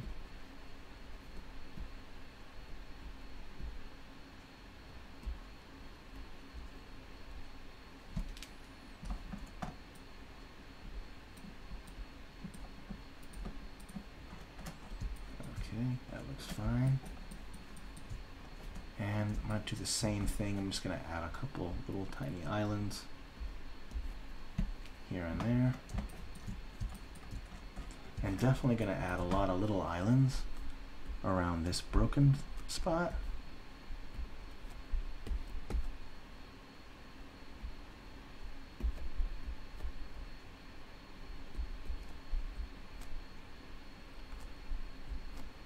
Don't forget to also check that biome guide by Hustle. I think I put that into stream chat number 1. So it's not, it's helpful if you're confused about if you want realism in your map and you're not going for my kind of more fantasy style with this one, then yeah, that biome guide is probably what you're going to want to pick. If you're not particularly worried about realism, it's not something that's on your mind, or not as much, then you don't have to use that guide, because you can really put your biomes in any way that you want. It just depends on what you're going for. Okay, let's see. Let's go look at our guide, where we're at. And we are at adding our major POIs, so let's continue with POIs. I kind of want a desert temple going on, so let's go with, let's expand it all so I can see all of it. Oh boy. There we go. Okay. I think the dunes are just too small, and so they probably won't show up, so I'm not going to bother with adding dunes at all. But I am going to put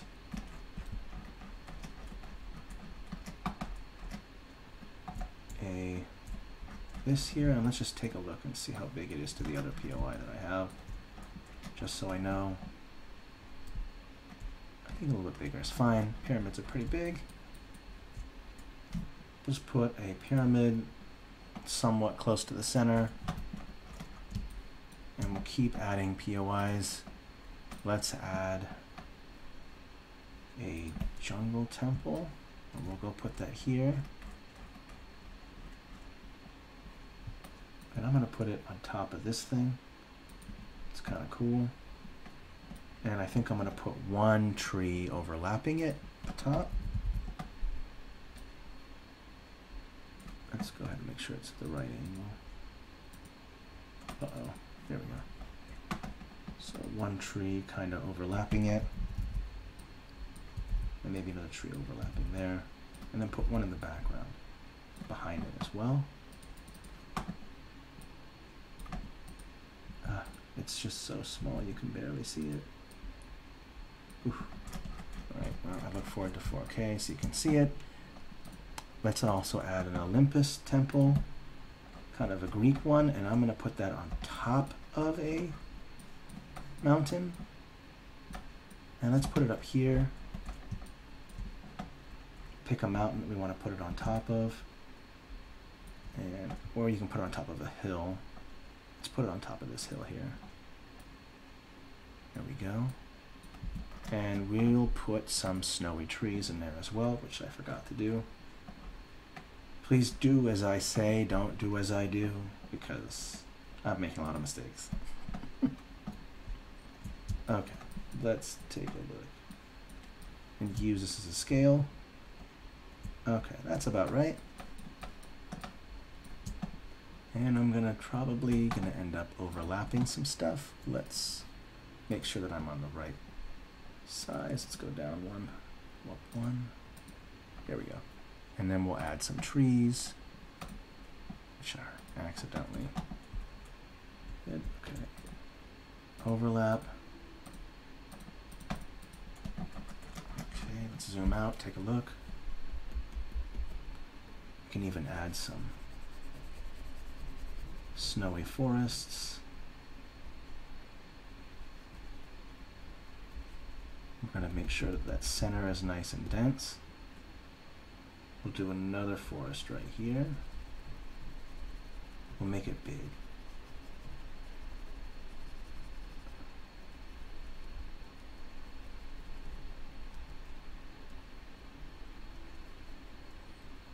And make sure that the center is dense. Overlap.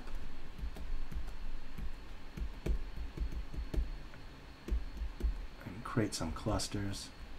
I love to do little clusters of trees in threes. And we're going to drop down the size so that there's some transition.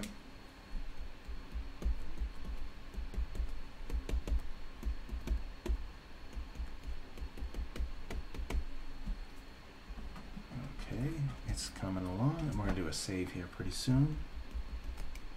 Oh my gosh, I really do sound like Bob Ross. I got to work on that.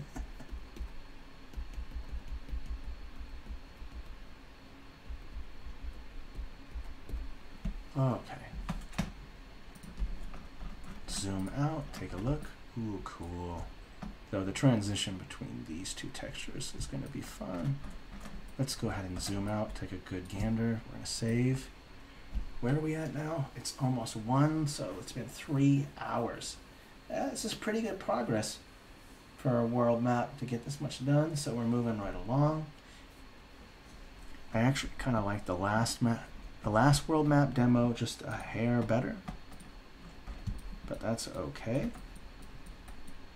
And we'll have to figure out that. But let's continue adding in our trees, excuse me, in these regions.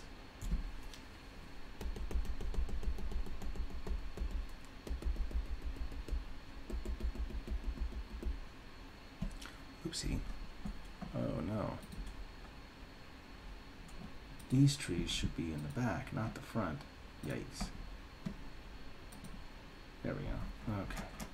Add that. And we're going to continue to add even smaller ones.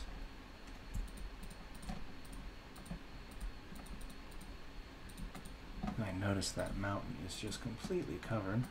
There we go.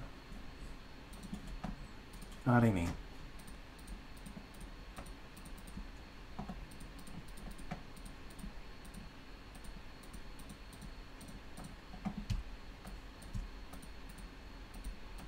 Alright, sweet. Yeah, this is going to be cool when it's done.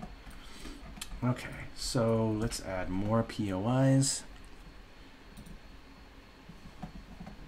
Okay, let's take a look. So slow.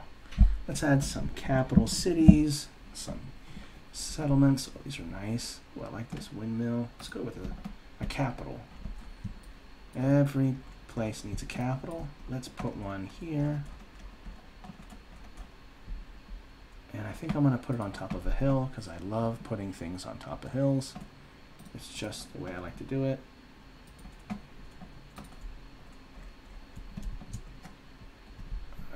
Let's go ahead and shift through. There we go. That looks good. Okay.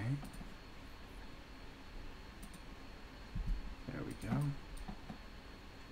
That might just be still too big. We'll put it right there. And let's overlap it with some little buildings. These little buildings will be fine. Put some there and one right there. just to kind of give it that city look. Okay. And we'll add a windmill in here just for fun right there. There we go. Cool. Technically, this city would be massive, so you don't really need to have all that. I just thought it looked cool, but let's just put these closer together instead, so it's not too. Let's just overlap, and we'll put this close together. This straight line right here just looks super odd, so like adding these stamps to kind of overlap it a little bit really looks nice. And you can do the same thing with trees. You know, have some of these trees just overlap some of it. Same thing with the smaller ones. There we go. All right, let's add, so we got a capital, let's add in some towers. And I like to put them on top of mountains, though they don't have to. You can put them on top of a hill if you want. Let's put one on top of this hill. And we'll put a couple of them around on top of some other hills. Technically, you would be thinking out in advance where these would be going, but because I didn't do that, I'm just kind of putting them willy-nilly.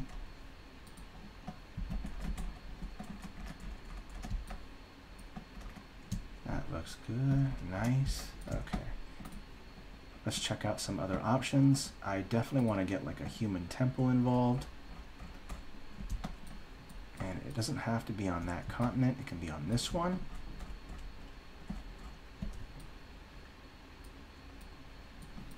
Again, my strange obsession with putting things on top of hills. And I kind of like it right there. And we're going to throw in a tree to break up the overlapping a little bit. Let's zoom, push in, there we go. Cool, like that. Nice. And eventually we'll have to label that forest. Let's make the changes. Save.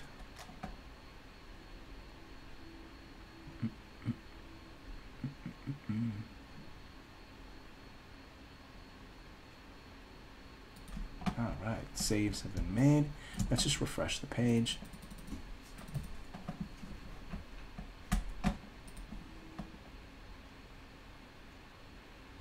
If there's any questions, please feel free.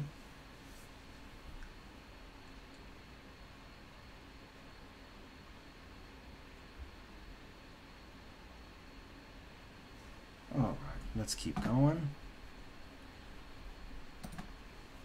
Won't jump into 4K quite yet. Let's just kind of get most of the stuff done, and then we can kind of get a better look at it in 4K.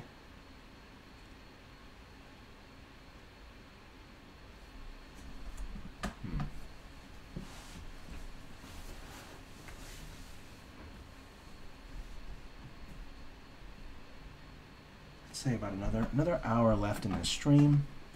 Eventually I gotta take lunch. We've got 2 POIs here. We've got 1 POI here, and maybe that forest will be considered one. There's a lot going on this continent. So that's pretty good.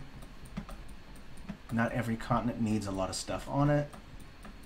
I think just that temple is going to be that pyramid. This mountain. Let's add in a kind of a Mordor-esque kind of tower. I think they have one. Let's take a look. Pretty sure it's in here. There it is. We'll add that in there. And I don't mind making it somewhat large. Make sure it's on the right layer. And we will get rid of that those lines. In fact, I don't think we need them anymore, so we can just search for group. It should have, well, not that one. Let's see here. Is it that? Oh no, that's interesting.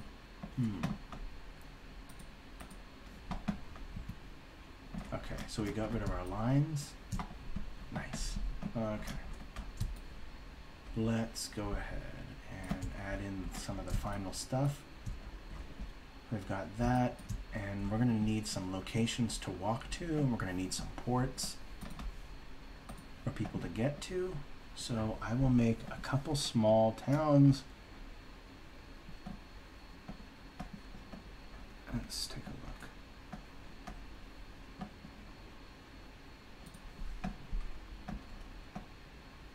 So this is where your player is going to end up and then travel up to this location.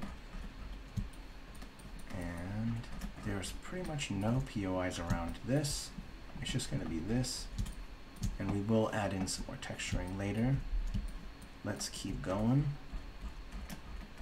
How do players get to here? Let's add a little village, a little port town. Oopsie, I just realized something. I used the wrong style. That's an isometric. And I don't want to put isometric. I'm using flat, so I kind of made a mistake there. Don't do that. There we go. Just flat. Okay, and we can put that down there.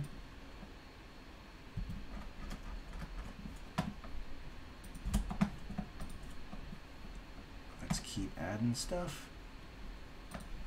This can be a port town. Over to here.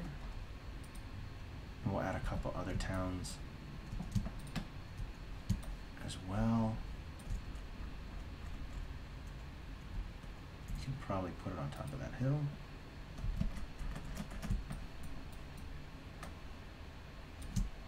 Path goes down that way. Should be alright. We want to have a path to go around this way, or maybe it's only sail. I'll have to take a look. And let's add some villages around here so people can walk around. Put one over here.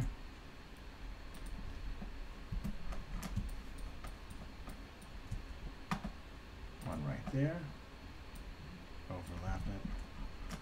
Okay. Let's take a look. So far, so good.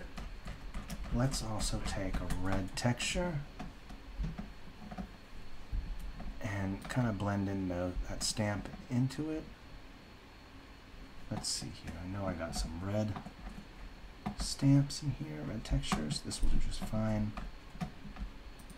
Drop the size and the opacity. I don't want it to be too bright. Just add in some red here and there.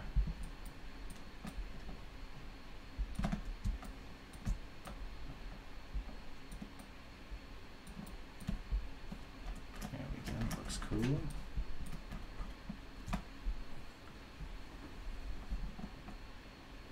Now, we'll add more POIs later. Let's go ahead and figure out our paths leading to each thing. We don't like that one. There we go. And let's change the size. White. White should be okay. It sticks out. That's what we want. And we're going to go ahead and connect our POIs. And the same thing with like rivers and mountains and stuff. Just you kind of want your roads to kind of meander a little bit to go to each place. Same thing here. We're going to just cause some meandering, go around some hills, go around through some trees. There you go. It's pretty much laying down your roads. And also, you can change your roads, like if you want a thick line to represent a major highway, or if you want the dotted line to mean it's just a regular path and not a major walkway. So it just depends. For this one, I'm just going to use the same for everything. I'm just going to bob and weave through everything, go around mountains, go through trees, and we'll make sure it's on the right layer as well, because we want it to overlap. So it looks like the path needs to go down a layer to where it's behind some stuff. We'll go with -5. That should be okay. So we've got paths leading up to this, and we're going to want a path that's going to go through the mountains. Maybe something like this. and then leads into this forest, and maybe even a long way around. It goes all the way around to get to it. That's fine too. We'll add some more locations along here as well. For now, we're just going to connect all our POIs.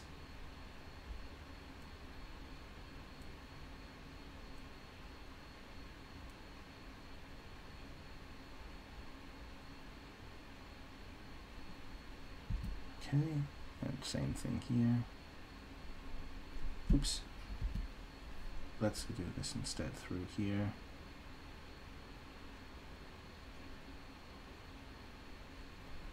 There we go. I want to do the same thing here. So this leads into the swamp. That leads out of the swamp and then goes to this location.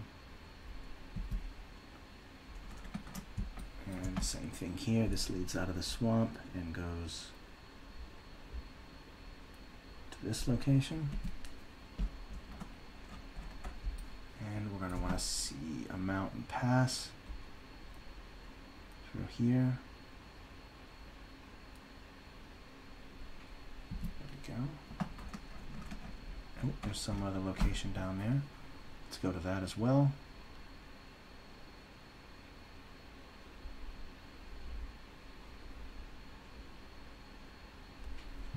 Okay. Let's zoom out. Yeah, looking good. Cool.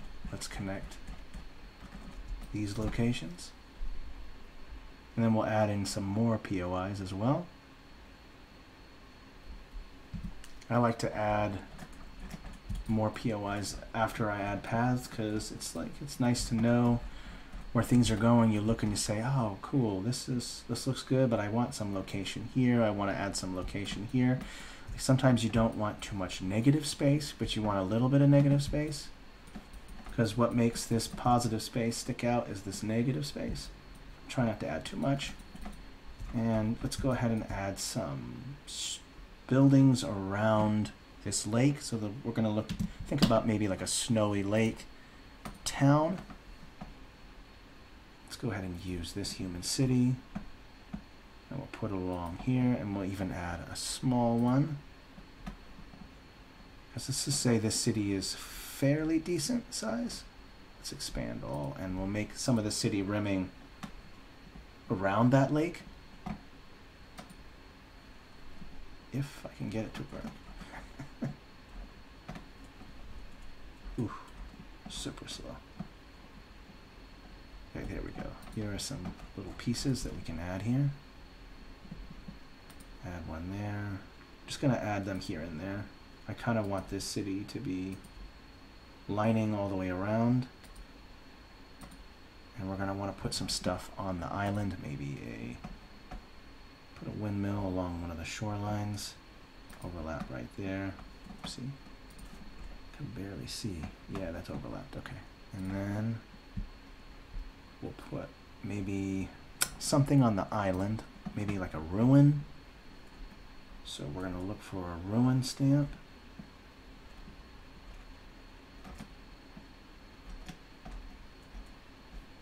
Okay, there it is. We'll put that there, and we'll want to create the landmass so it conforms underneath it. So we're going to add, we're going to use just a regular circle brush. For something small like this, I don't recommend using your edgy brush. So we just want to make sure the stamp is got land underneath it.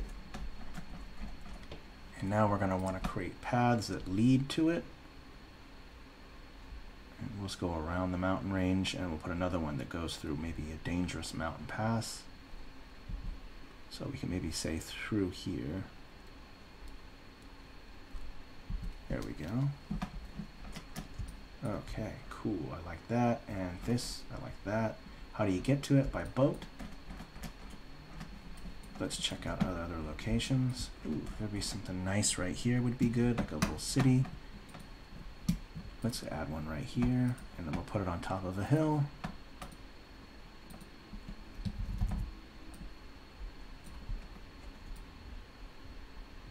Okay, and we'll build a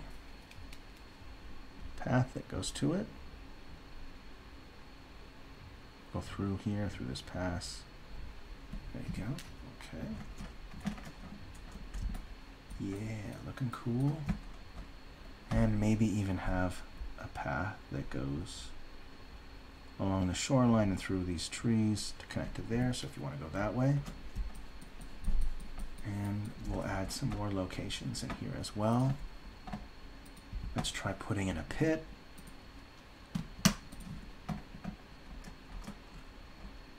I think we have some good craters in here. Let's take a look. Ah, that's the one I want right there. And again, I'm going to end up using the luminosity blend mode so that it blends in with that back with the bottom texture. Nice.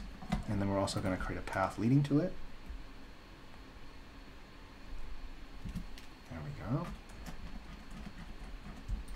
Sweet, moving along. Eventually we're going to have to touch these land shapes that I haven't even worked on yet, and I'm going to end up putting a structure on top of this plateau rock. Oop, fantasy world, let's take a look and see. Add in some random stuff. I don't have any elf stuff yet. Oh, and I think I'll do that over there on that landmass. Let's go with something else. Let's add maybe kind of a random dwarven location right here. Add that there.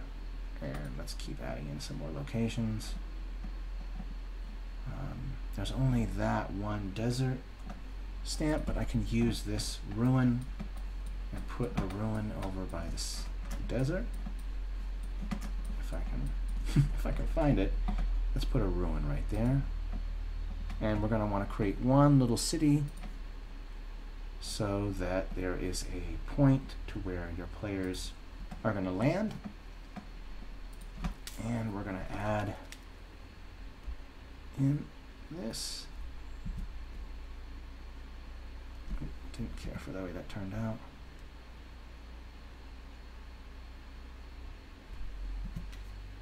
I generally like to have a little town on the coast so that your players have like a port town that they can go to, travel to the places, and then come back, and then they can go and leave. And I kind of want to add in some elf stuff.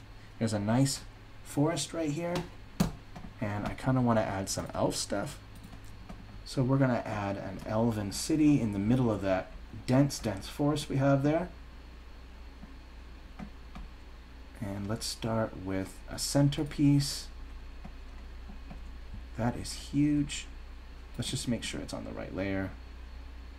Okay, cool. And then we're going to also put some other stamps in there. The city is going to be pretty big. I'm going to just use these ones, scatter them around. There we go. And then we don't want to forget our elven towers. And I'm going to put some of them on top of the mountain as kind of a lookout point. It's not working, so let's put it right there. Cool. And there are ways to get to it. We have a path, great. We're getting close to the labeling, some final texturing. I'm kind of trying to hope to wrap this up within the next 45 minutes.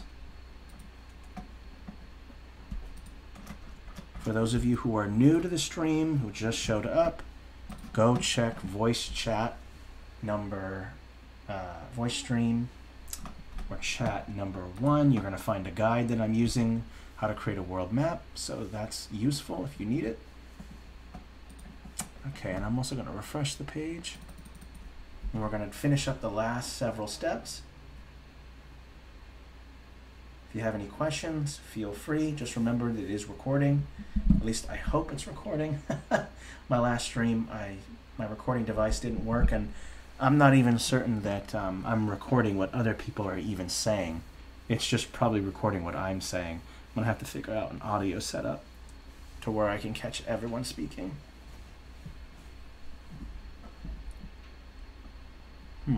Okay, so that's not working.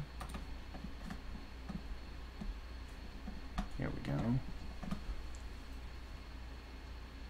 We're almost there. Thank you, troopers. Appreciate you guys sticking in for this stream.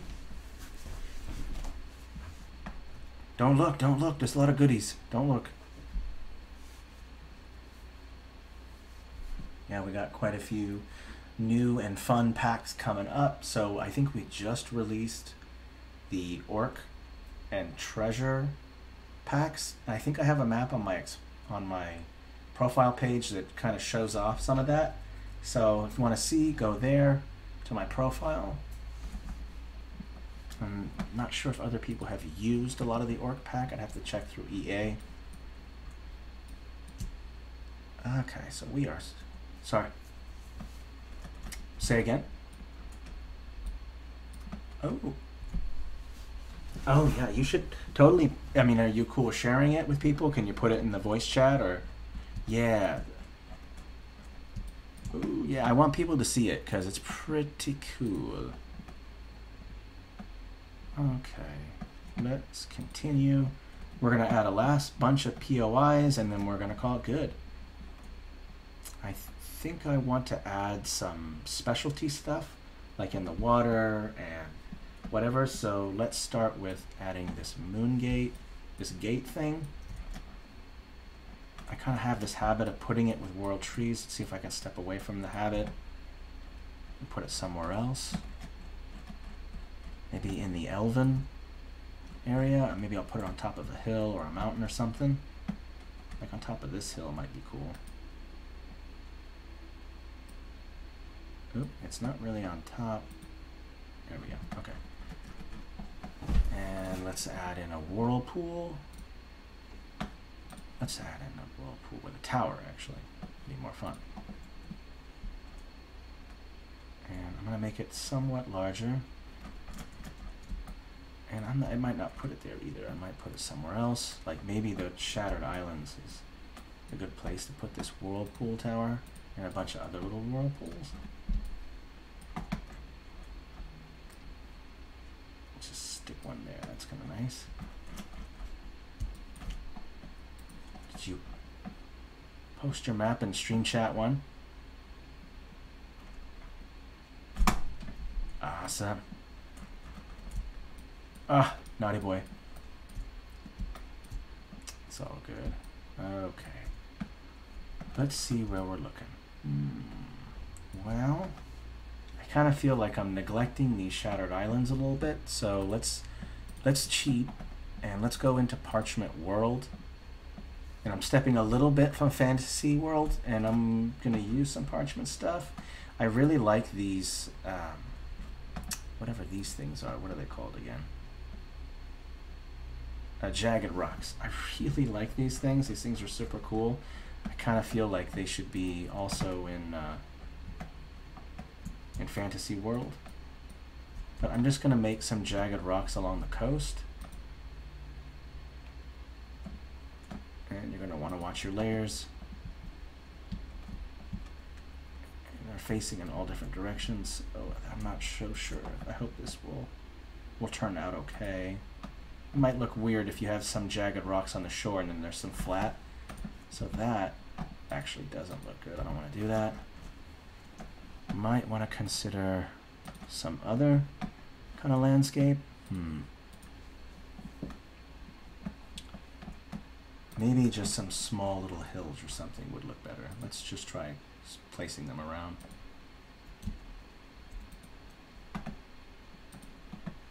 Just sometimes you have to experiment. You don't really know what's going to look good until you just start putting stamps down. Like I find myself doing that all the time. Like, this looks terrible. I'm just going to put down something random. Okay, yeah, that looks okay. They might be a little bright or a little dark, so I might select them all once they're put down and kind of play with the brightness.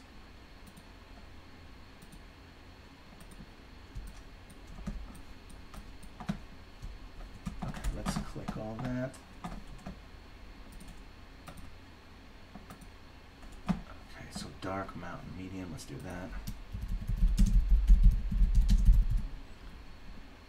Right, select them all, change the brightness.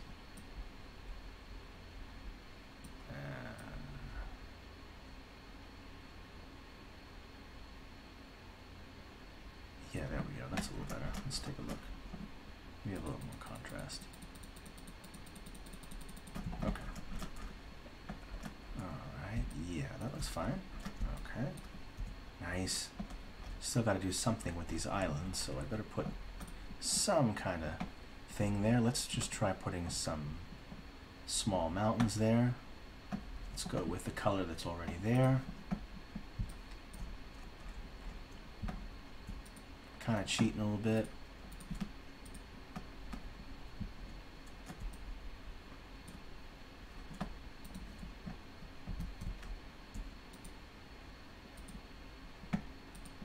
Nice, that looks good. And we might put one POI there.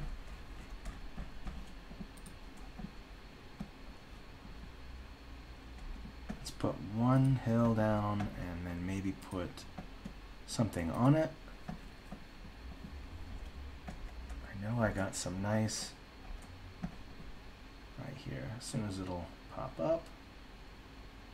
Let's say, let's just add this lighthouse. It's not really a lighthouse. We're gonna make it something else. Maybe put a village on top of there and then put this on top of this one. Like that. And then we'll put a village there. Oops, too big. Let's make sure I got the right size. That's about right, okay.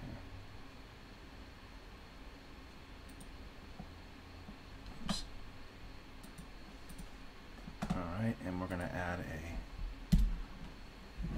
Where'd my pen go? There it is. This path's going to... Oops. I think I'm using the wrong kind of path here. Let's click the right path. There we go. Technically, I should put a port town there, but I'm not going to worry about it. There we go. Up to there. Oh, we're getting so close to done. Nice. There's this random island right here, which I haven't done anything to. That's kind of problematic. And these don't blend in very well either. This light against this dark. Oops. Not even sure what to put here. I think I'm just going to go with these kind of these little medium-sized mountains. Put them here. Sometimes sometimes you just don't know what you're going to do with something. You can delete it or just randomly play with it. It just depends. Okay, I'm going to add some random hills in there. And I'll probably put a POI there as well, just so there's something going on that island. And we'll put another ruin here. I'm gonna put it on top of here.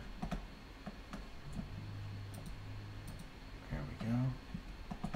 And maybe even make some really, really tiny hills. Just to break that up.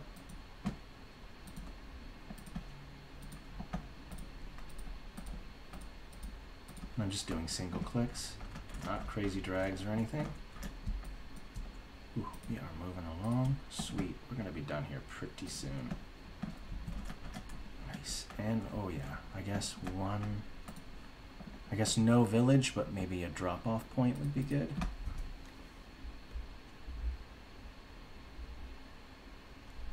So there would be fine. Okay, let's take a look. And let's go ahead and just try to wrap it up because we're at a half hour. We're going to move on to just texturing in the ocean with a darker blue. And then we'll add our filters and then any other final details we want to add. Let's just make sure that this looks good. Okay, yeah, a little too dark, but that's all right.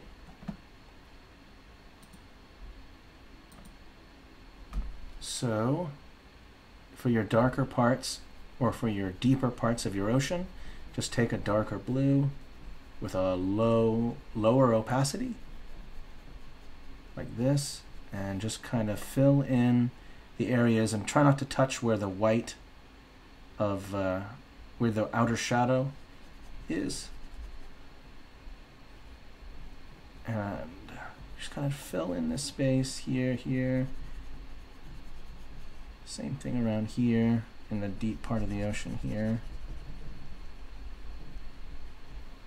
And we'll apply some filters to do some work as well. And I don't think I'm going to have a legend because I'm not using little tiny POIs like I originally thought I was going to. But if you were to have a legend, then just use little symbols and use them repeatedly, and then just put them in a little legend kind of scroll thing that we have. Legends are pretty self-explanatory, but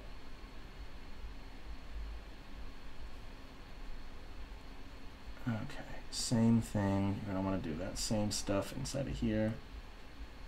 A little dark in there, a little dark there, and then even darker in some of these regions. So I drop the opacity so that when I do apply it, it does look a little darker. And we're going to get to filters here shortly, into labeling.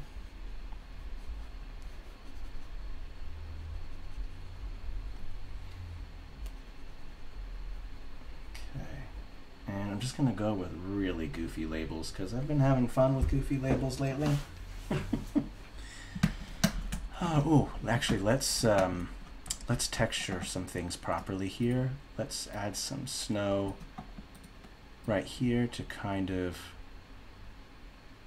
break the transition, because you got this flat line here and that looks really weird. So just adding this snowy texture, and let's actually boost the opacity all the way up so that way, yeah, perfect, there we go. Now you have like this little bit smoother transition. You can just kind of randomly put them in little spots too, here and there. Doesn't have to be perfect. Same thing here. We'll add some transition.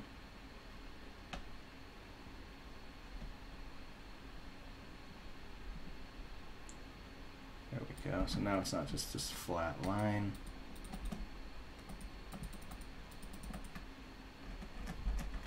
Okay. Nice. Let's see here. Oh, same thing here. We're going to add some transition.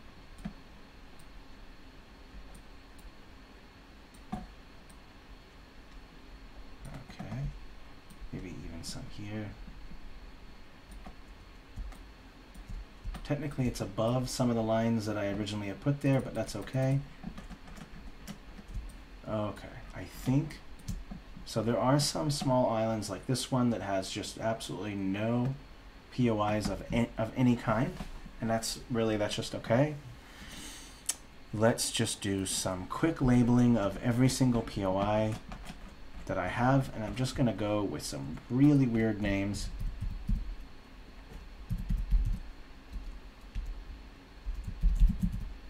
And I'm going to just pick a...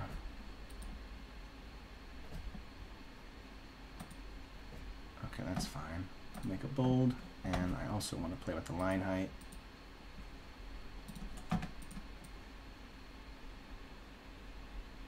I'm going to put it here. I generally like to put my texts so to where they're not accidentally like connecting with a path, because now you've got this white line contending with a white text. So when you label, try to put them in a place that's not kind of like covering your path. Depending on the color, your paths might be bright red and your text might be a different color, so maybe that's not a problem, but I generally try not to overlap text and paths. I'm just going to go with some pretty typical names or goofy names like Lake Town.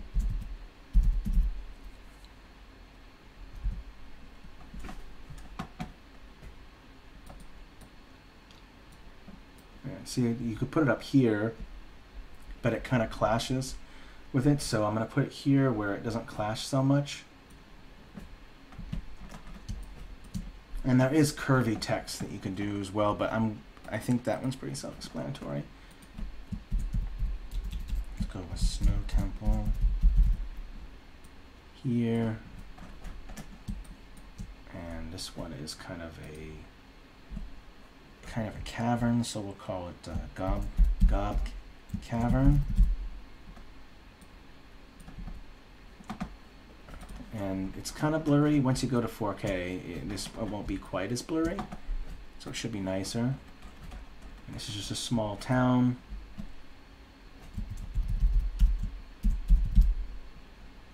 And it looks like because they're so close together, you're going to see the texts are really small to each other.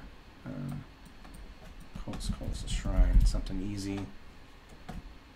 We are reaching near the end.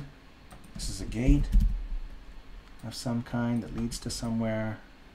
An elven city.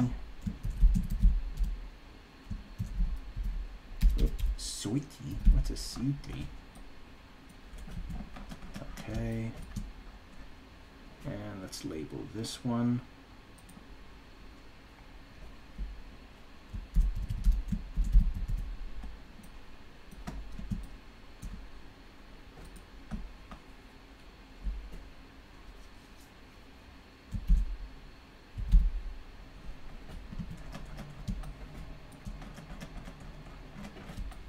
It's coming together. Oh, I didn't put anything on that island either.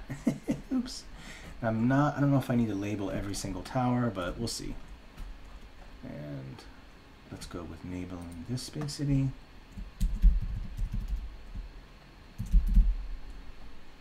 Again, don't want to overlap that text.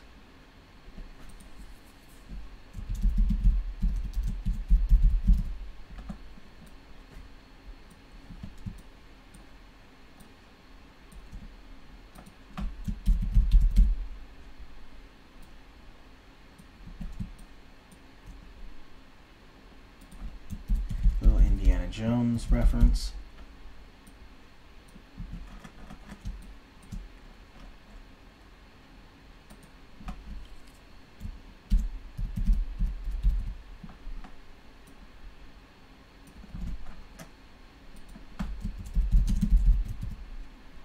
Oops. Almost done. Appreciate everyone's patience. We get to that last part where we just add in our filters.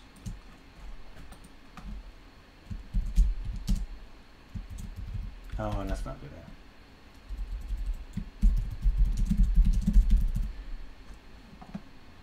If you are going to curve it, you can do something like that. There we go.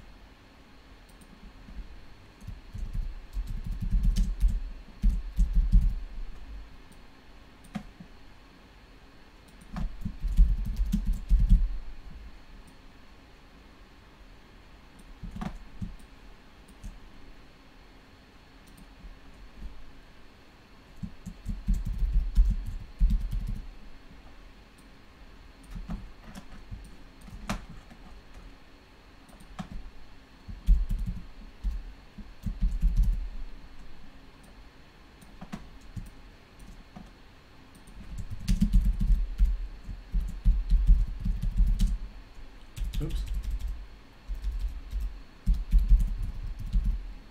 Oops. Jesus. Oh my goodness. I don't know how to spell.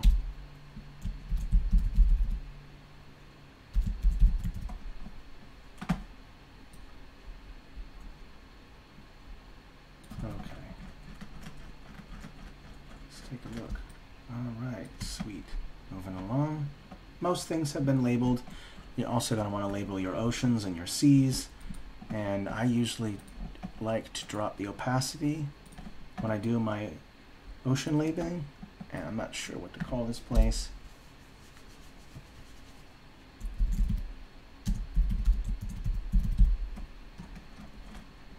And you can either put it in one place or you can do the curve thing.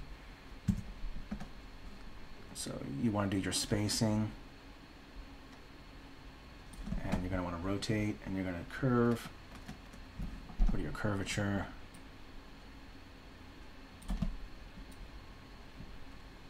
And I like to put it in the somewhat of the dark spot because it makes it stick out a little bit more. So C of 7.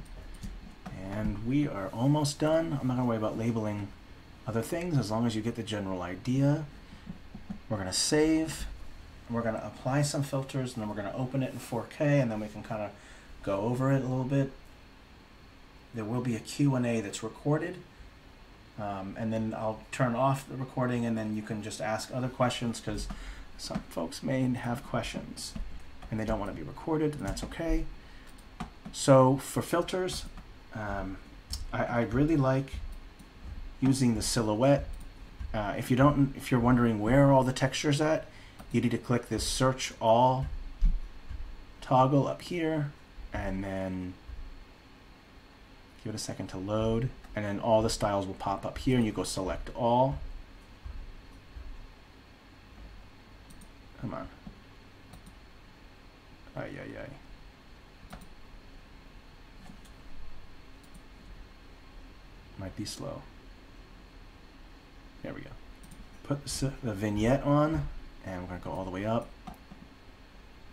It's going to create this kind of vignette around your map, which is kind of nice because it's going to make everything in the center pop out more. And then I also like to add a kind of old paper texture, and I like to play with various blend modes to do it. This one right here works fine. Let's make sure that the intensity is all the way up. I'll take a look at it. Okay, intensity is all the way up. That looks a little too much. 66%, that looks fine, and you can add another filter to blend in the colors. Let's just go play with the different ones. So you got clarity, that's going to make things pop out. Saturation is just going to add more color. You can add faded.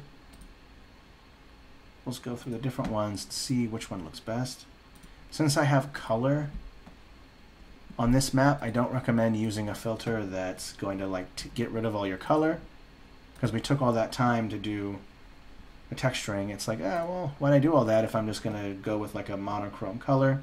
I like this red sky one. This is nice. Let's go through the various ones. Kind of a night scene, overcast, and parchment. Kind of gives it that red color, and there's this cold warm, which is kind of this purplish one, and that's the one I'll probably go with. And I'm just adding the cold warm filter because I'm just allowing for the various diversity and various textures so that they'll blend together. So filters are really good when you have like this large variety of textures that you're using, but they kind of clash because there's so many of them. Using filters like the cold warm, the parchment, and whatever, using those ones kind of melds the colors so they kind of match a little bit more. And I think that is going to be the end of it. I don't think there's really anything else to add unless there's some things that you guys think we should add. First we'll save and then go to 4K and then review it, and then look for that final stage, which is the one I always forget, which is always go through a final run and look for errors and mistakes and overlapping and stuff like that. So that way you're not, so excited to publish your piece you forget to do it. So let's open it at 4K resolution. It's probably going to be a little slow to load.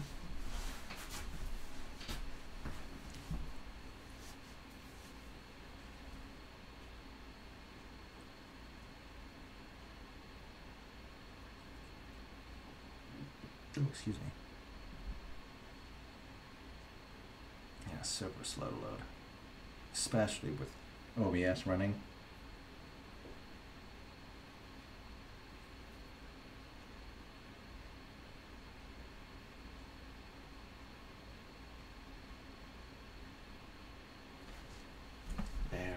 slow. Oh my.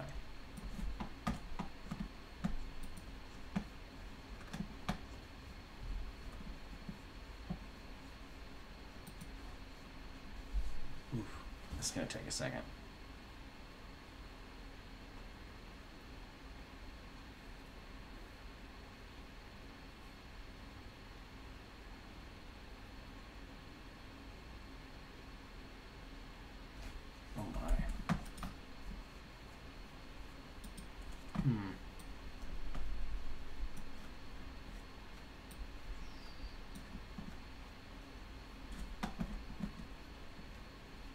Very slow to edit.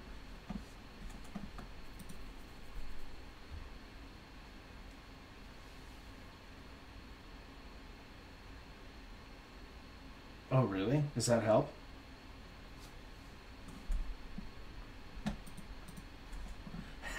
It's just something to do while waiting. All right, so this looks like the finished piece. And we're gonna take a look. And one thing I like to do is to like go over and look for mistakes that I made and even fix things, because once you go to 4K, your shorelines get a little bit more defined and you can see them better, and sometimes they look odd. So like some of the finishing touches is just to fix mistakes and to touch up the shorelines. I'm going to turn the filter off because, oh my goodness, it is going so slow. Even with the filter off, it's probably still going to lag quite a bit. So the finishing touch for shorelines is go down to like the smallest size, go to subtract, and generally go down to like maybe size 1 or size 3, and just go around your shorelines like this.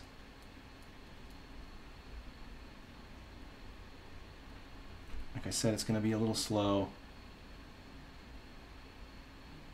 And it's just to kind of break up, make your shorelines a little better. It's just kind of that one of those final steps. Like, cause things like this little sharp edge right here, that looks weird. And just finding all of those kind of mistakes, because once you get to 4K, you can see everything a heck of a lot better. It's like all this stuff. And I'm going to go in and just use this small brush instead for fixing mistakes. See, there's little tiny pieces of landmass that kind of get in the way. So just getting rid of those things. I never did label that either. That's okay. Let's just keep looking for inconsistencies, things that don't look good, like these big blobs. That looks super weird. Just kind of cleaning up your shorelines. Oh man, so slow. But ooh, see, there's an error right there. The whole thing just whoop. Now I'm doing undo at my gotta be careful when you do the undo.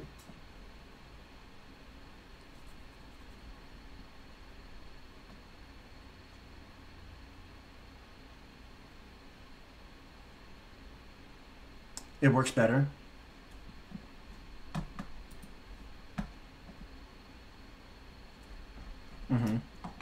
Oh.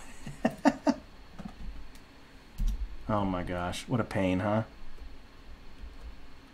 I don't think I'm gonna undo it. I'm just gonna fix it this way. Okay. And I'm trying not to take too long. I never did anything with this landmass right here. I should probably just get rid of it, but I'm not gonna worry about it. Let's just take a look around and see if there's anything else that looks really weird. This stuff right here. Oops, that is add. What am I doing? Am I here? Yeah, look at this. I kind of screwed up right here. This little string right here. Get rid of that. This little string here. 4K is like a curse and a blessing at the same time.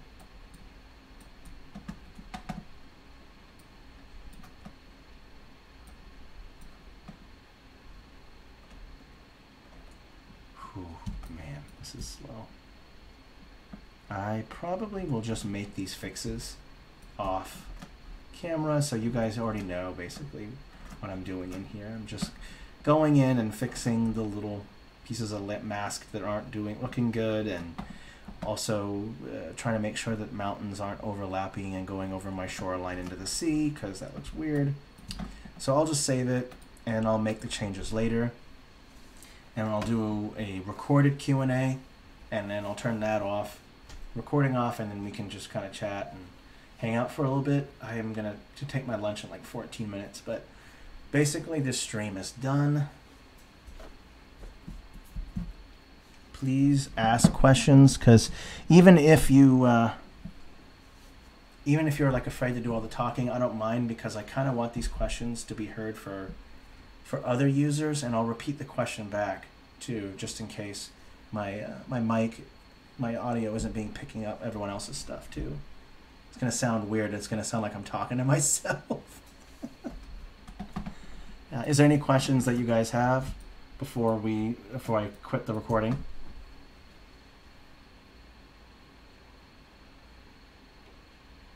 All right, no questions, so I'll stop the recording now.